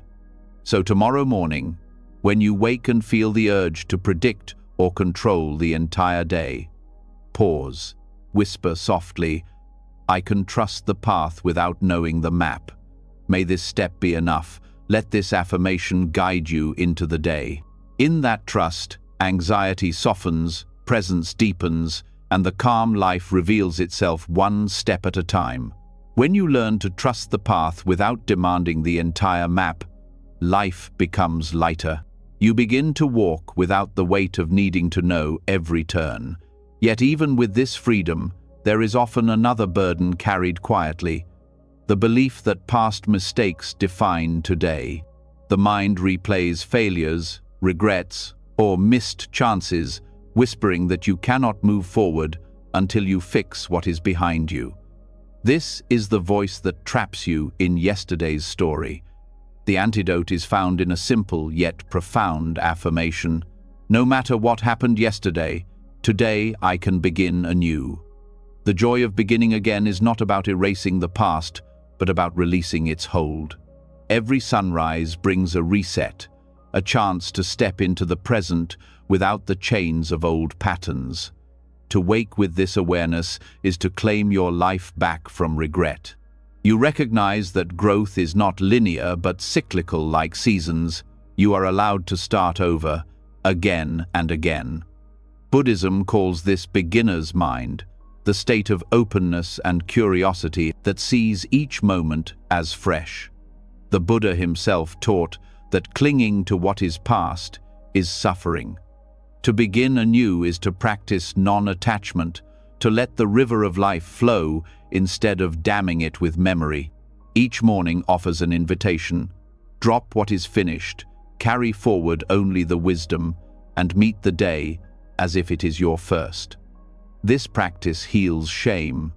Shame thrives on permanence. It convinces you that your worst action is your essence. But when you affirm beginning again, you dismantle that lie. You see clearly. Mistakes were events, not identity. They can inform but do not define.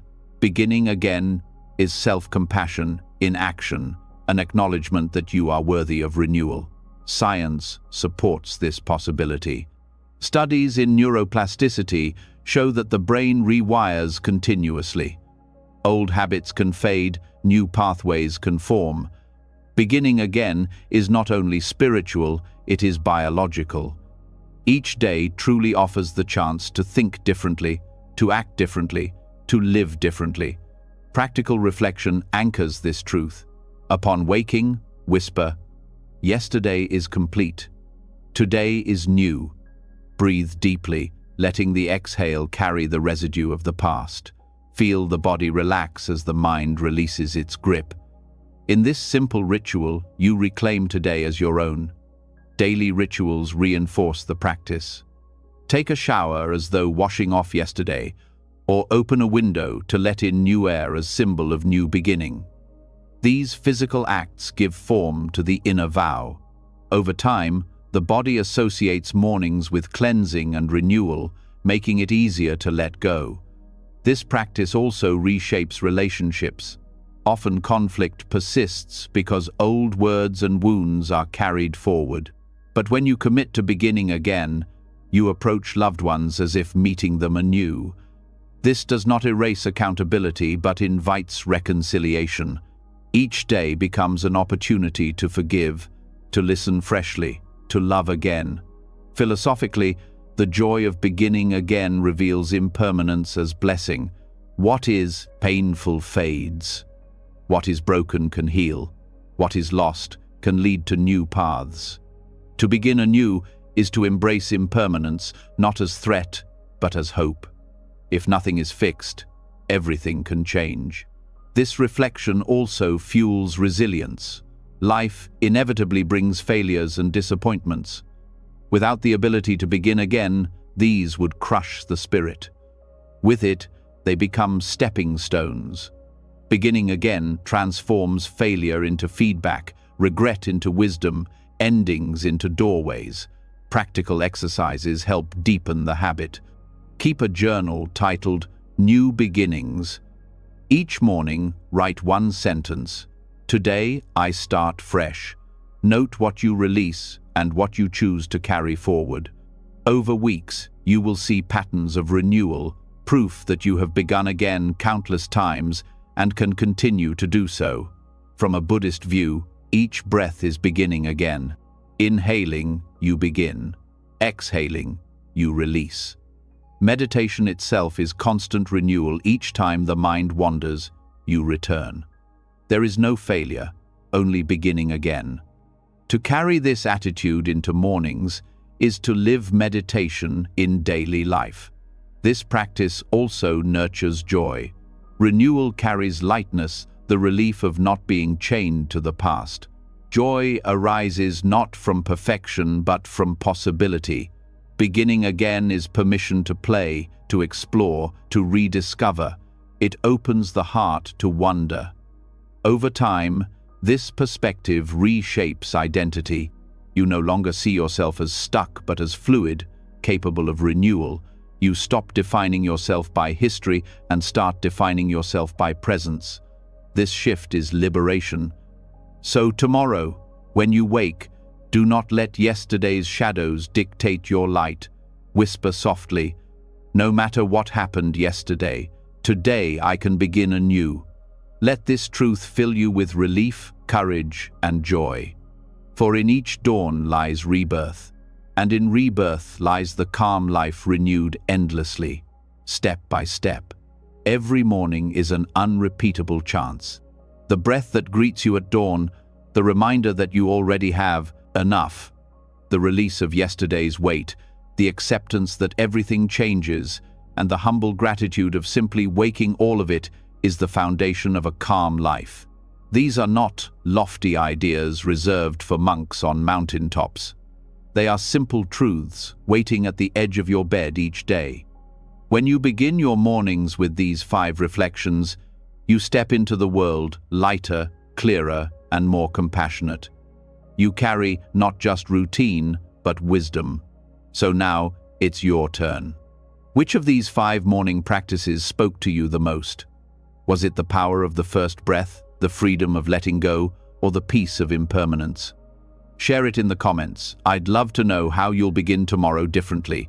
And if this wisdom brought value to your day, don't forget to subscribe. Each week we explore teachings that make life calmer, stronger, and more meaningful, one mindful step at a time. Start your day with us, and together let's